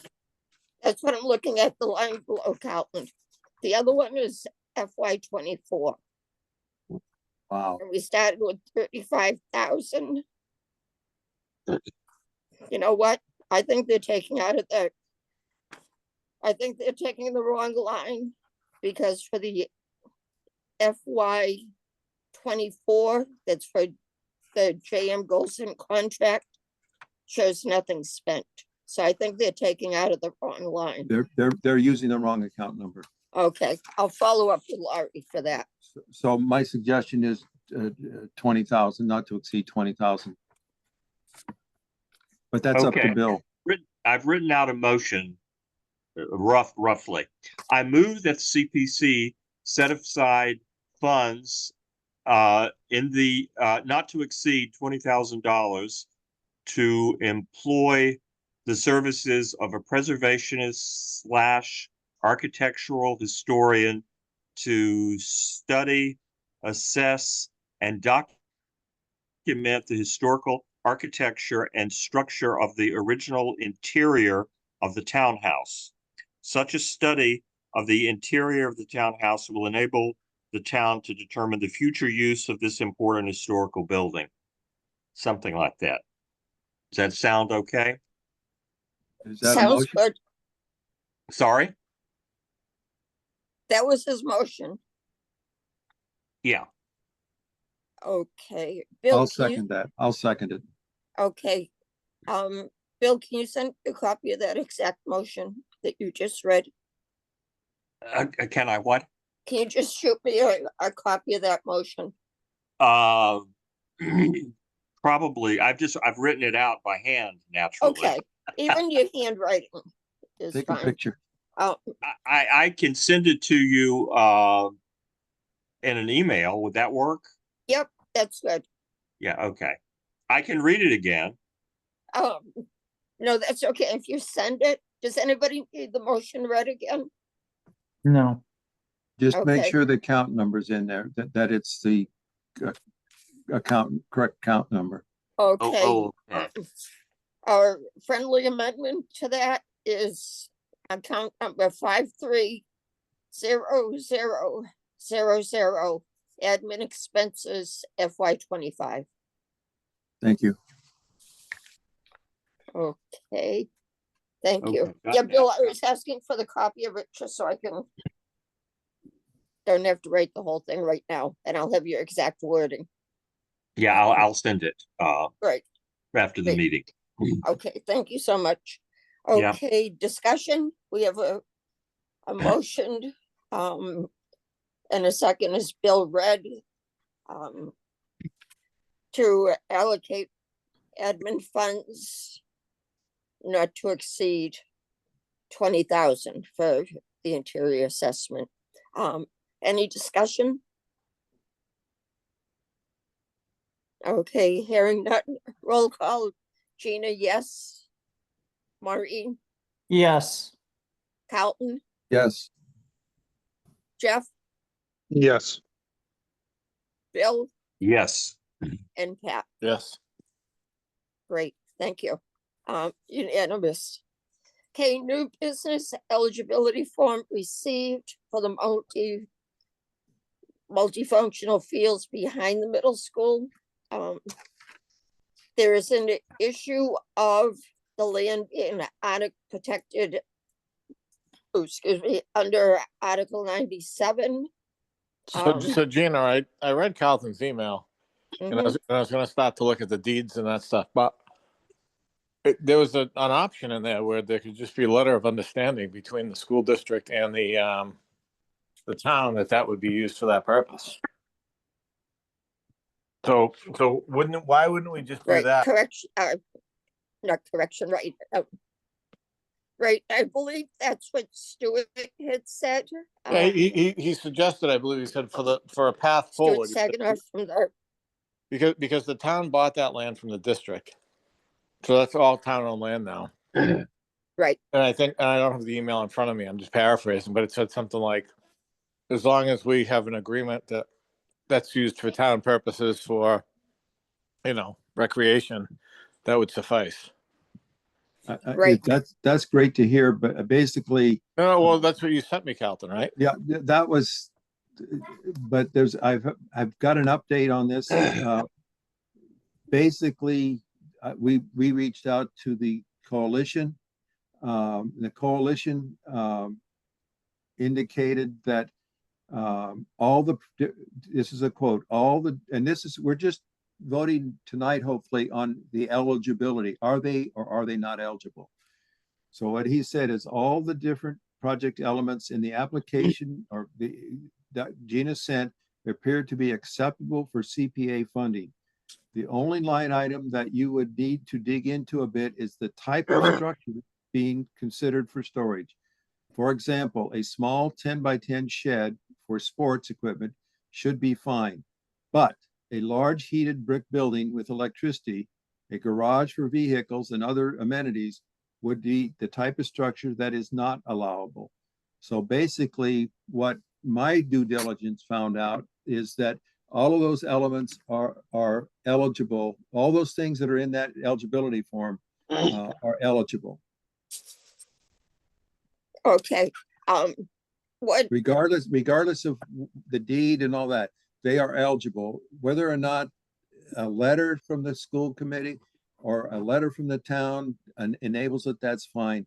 The other thing in a conversation I had with him is you should deed restrict that property because it could, in the future, if it's not deed restricted, could be used if the town wanted to sell off the property for another use. That's the only thing that I remember being told. okay, I'm looking at I'm sure the they could also modify the lease with that's something we can look into, but, and I think the other thing too is maybe we just tell them, the storage facility has to be done on their own, figure Mhm. out another way. That's true. All we're talking Looking- about here tonight is eligibility. Looking at the letter And that, eligibility doesn't mean we have to vote for it in the end. We just want more, it's eligible, now we want more information and more costs Correct. and all that stuff. That opens the door for an Correct? application. That's Correct. correct. It opens the door for an application. okay, looking at the letter that Stuart sent for clarification of the Article 97. He said there are a couple things we can do. One, if the school committee does not use this piece of land, you can ask them if they would agree to transfer control to the specific piece of land. The change of use would convert the recreation process of the parcel from school use under control of the school committee, which in this case, it's the town too, to recreational use under control of the Parks Commission or whatever board or committee controls parklands in your town. The change would have to be approved by a vote at a town meeting, we don't have a town meeting, but that vote would automatically protect the land under Article 97. Option 2, if the school feels they may need this land for educational uses in the future, then the best thing would be a formal memorandum of understanding between the school committee and the Bridgewater Youth Lacrosse. The agreement would grant formal permission for the land to be used by the non-school community for recreation, outline the conditions under which the school could terminate the agreement. This wouldn't protect the land under Article 97, but it should provide enough assurances that the land, excuse me, will remain recreational for the foreseeable future.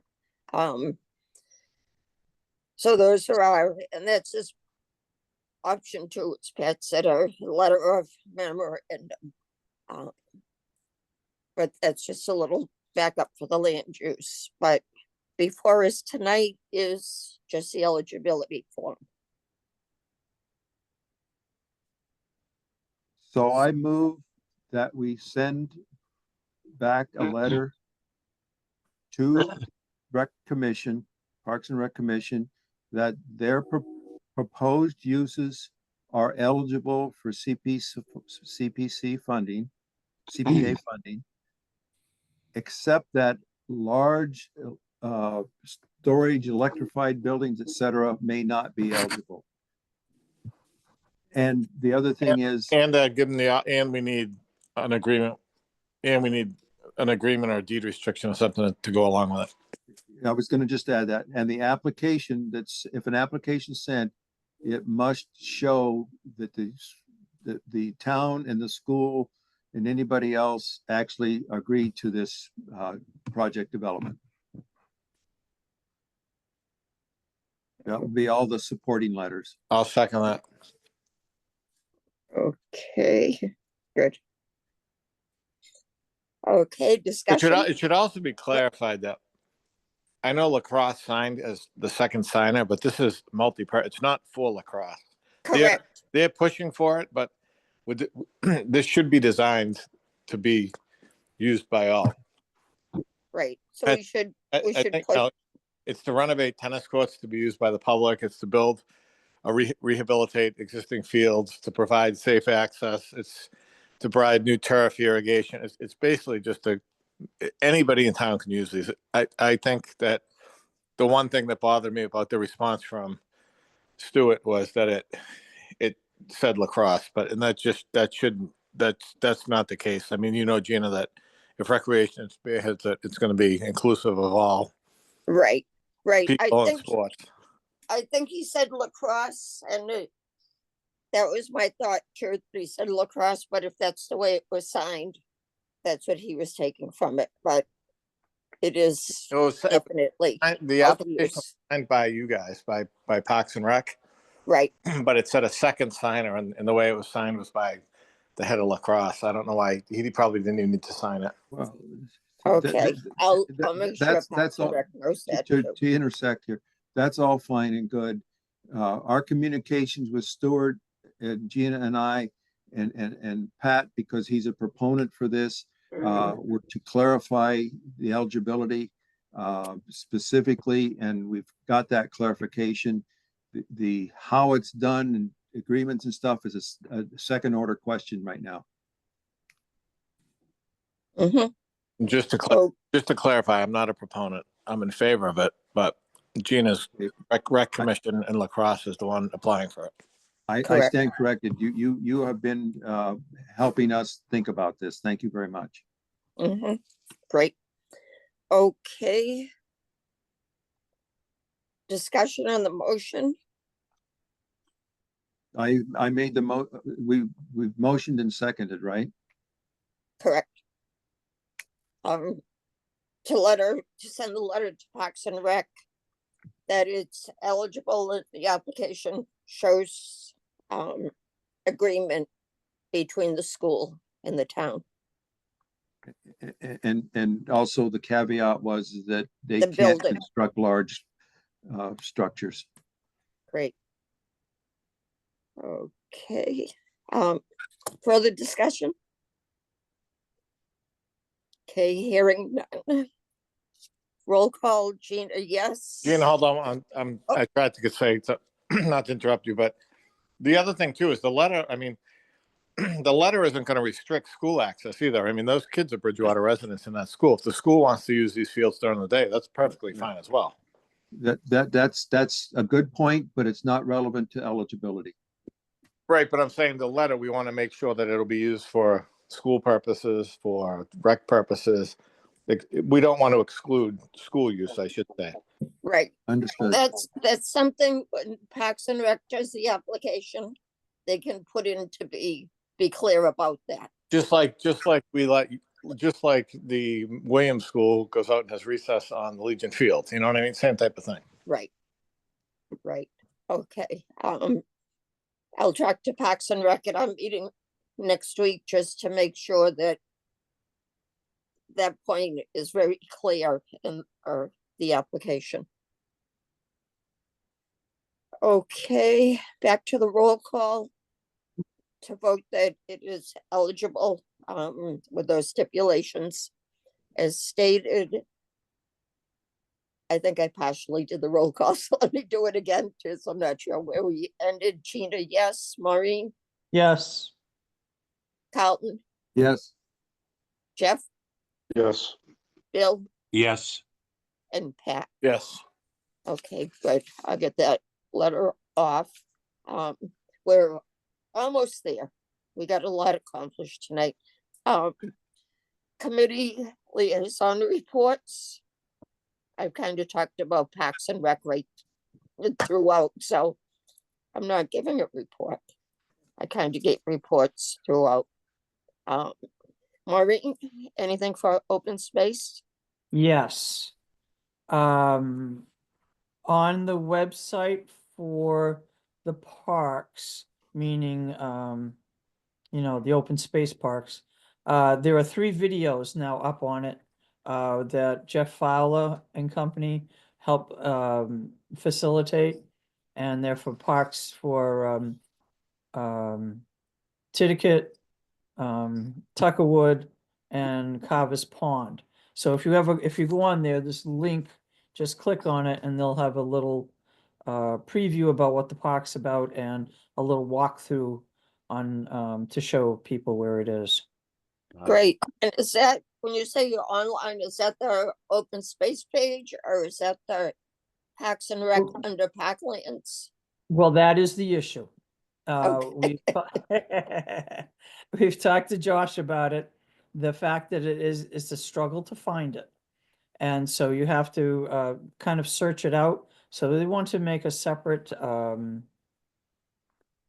access to it. And where it will be is unsure at this point. It was suggested they use YouTube page or just a more direct access to the parks. When I say parks, I mean, like I said, Titicate, Tuckerwood, and so on. Yep, I think that's great. And the YouTube would be great. I'd suggest on the Parks and Rec page on the town website, there is a subcategory for Parklands. And And I it think that's lists what we all have the to go. Parklands to maybe put it there too. Yeah, I think that's where you have to hunt down for it, is to go in through that way. At Okay, least that's how I found it. good. Yes. I'm excited to look at them. you Yeah, guys, they're not long ones, but they're nice. He did a good Good. job. you guys might do a couple of things. One, you could ask the town to put it up on that front page, current happenings in town, so at Yeah, least that'd be gets great. up there. And the other place would be, went right out of my head. Another place would be, the Buzz Around Bridgewater. Oh, but I didn't newspaper. think of Buzz Good Around. point. Yeah, that's a great one. Well, I'll see Eileen least- tomorrow. Yeah, Just get some advertising to start. yeah, Buzz Around. Thank you for doing that, by the way. Yep, Oh. good point. Great, thanks. Okay, anything else on open space? No, that's it for now. Thank you. Okay, the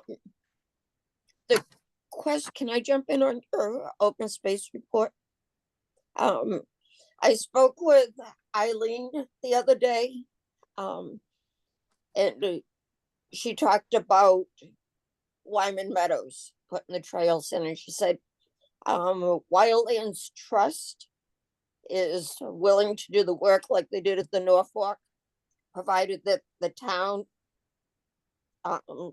through CPC or rec or however, fund the materials. So that's something that we should look into too. Yeah, those trails have kind of grown over, it seems, and they're gonna have to be opened up again and found and reorganized. So that's still just talk stage. Yeah. Carlton, do you know off the top of your head if the work is volunteer by Wildlands Trust and other volunteers? Can CPC pay for the materials? I'm sorry, which area, where are you talking, which park are you talking Wyman about? Meadows, the trails are all grown over. Yeah, I think, we'd have to explore it a little bit better, but I think, and this reminds me, in my conversation with the Hansons, one of the things that they're trying to figure out is getting materials to go over that wetlands area so they could have a bigger trail. And I'm assuming that that kind of thing as part of a big project would be eligible for sure. Right. But as a request, I think it would go on improvements to Curtin Park. Right. Okay. That's my thought too. But in the back of my mind, I go back many years ago to Charlie Simons, God rest his soul, that for the clubhouse, that it was all volunteer work. But I keep to this day being told it should have been put out to bid and not done with volunteer work. So that sticks in the back of my brain, but we can investigate, look into it more. Someone might argue that opening those trails again would just be maintenance, since it was done originally and we're just maintaining them. I don't know. Or is it restore?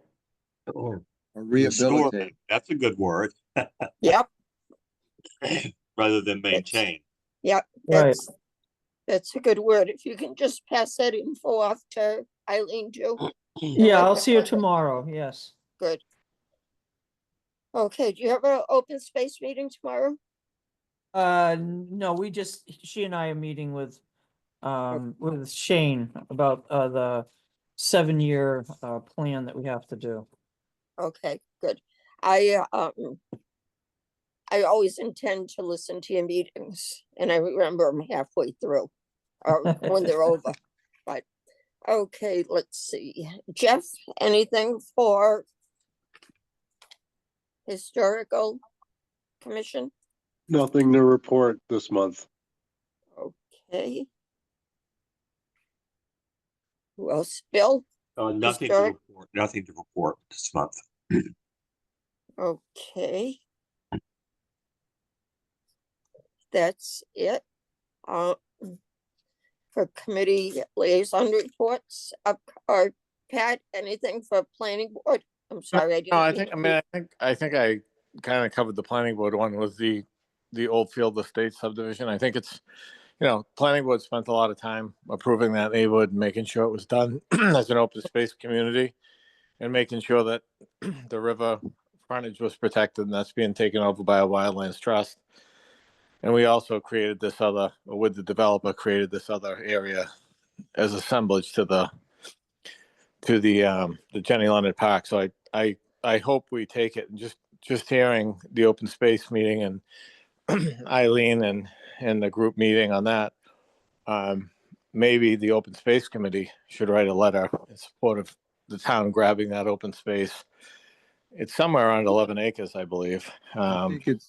I think it's 8.6 acres. 8.6. Oh, and 11 acres Yeah. is what Jenny Leonard Park is. But I think if, the more groups, open space, planning, recreation that write letters in support of it, maybe we can get it done. Good point. Thank you. Okay, upcoming events. Nothing CPC related that I can think of. I do encourage all of us, and I think we do anyways, to participate in meetings for the new town manager, as well as any budget meetings coming up. Public comment. Two public have left. The most recent, just a few minutes ago. Next meeting date is, and deal with me because I didn't write that date. It's the fourth Wednesday, so it's 1, 2, 3, the 26th, February 26th. Still the question of if it's in person, the towns, from what I understand, the state saying about virtual meetings is coming to an end soon. The town still, as of right now, frowns on hybrid meetings, basically because of that. It's that one room. I think it's 201A. It's the only meeting, only room it can be held in.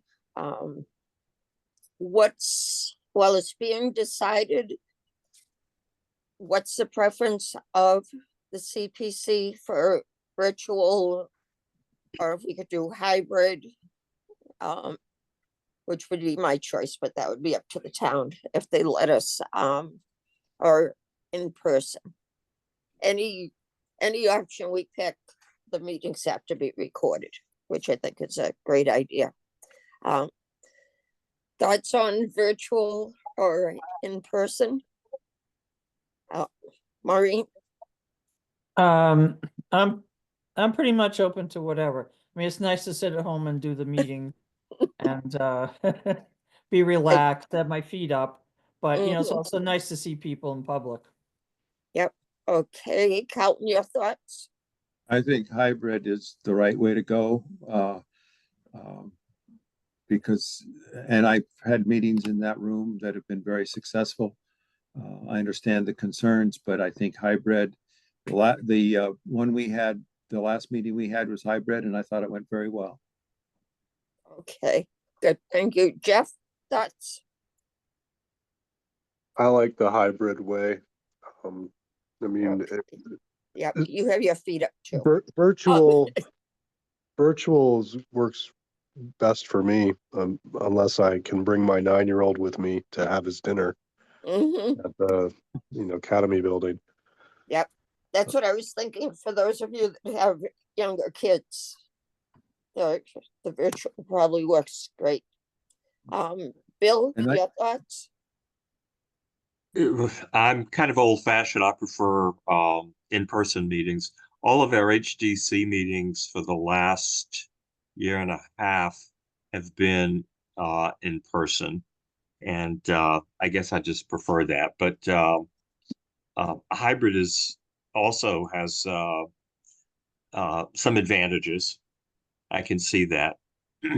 I just wouldn't want, for example, 2 or 3 people maybe to be in 2 or 3 members of the CPC to be in a room, and then the rest of the CPC members to be coming in virtually. I don't know how awkward that is, but you said the last hybrid meeting you thought worked well. Right. I wasn't able to make. I had an ear infection. I couldn't make the in-person meeting. Was that December, I think? Right, and Bill, you were on Yeah. that as a hybrid. You were on virtually. Right, I know. Right. Yeah. And there were a couple of us. The only thing, one thing I would add, a hybrid at least I think enables public participation more. I agree. Yeah. I agree. We'll have to see what the town ruling is on hybrid. What's Pat, Pat your think? thoughts? I mean, I like tonight, this works good for me, but typically I like hybrid or in person. I was told though, asking to go back in person with the planning board, the town manager got back to me and said they really don't have capacity to go hybrid now. So we were, Right.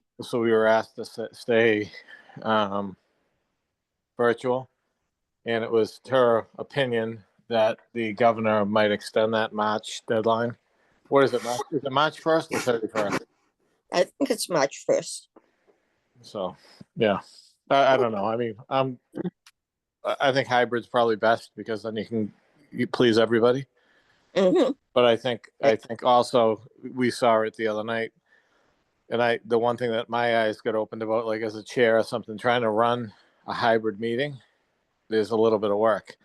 You're trying to pay attention to running the meeting, you're trying to pay attention to who's in the room, and you're also trying to pay attention to the virtual people. It's not an easy thing unless you had somebody just in that room dedicated helping you run it, you know? Right, So that's the downside to it. right. Okay, good. And ultimately, it depends what the town tells us to.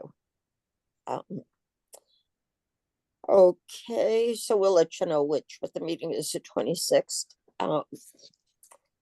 Tonight was a long meeting.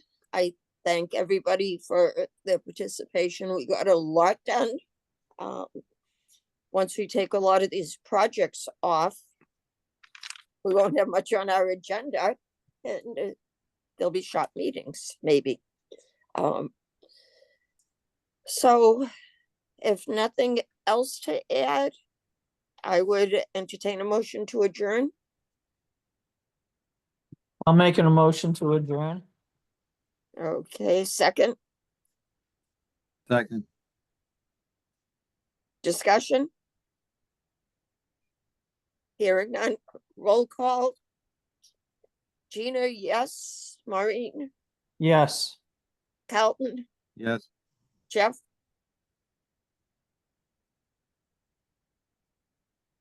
Jeff, you just muted. Oh, there you go.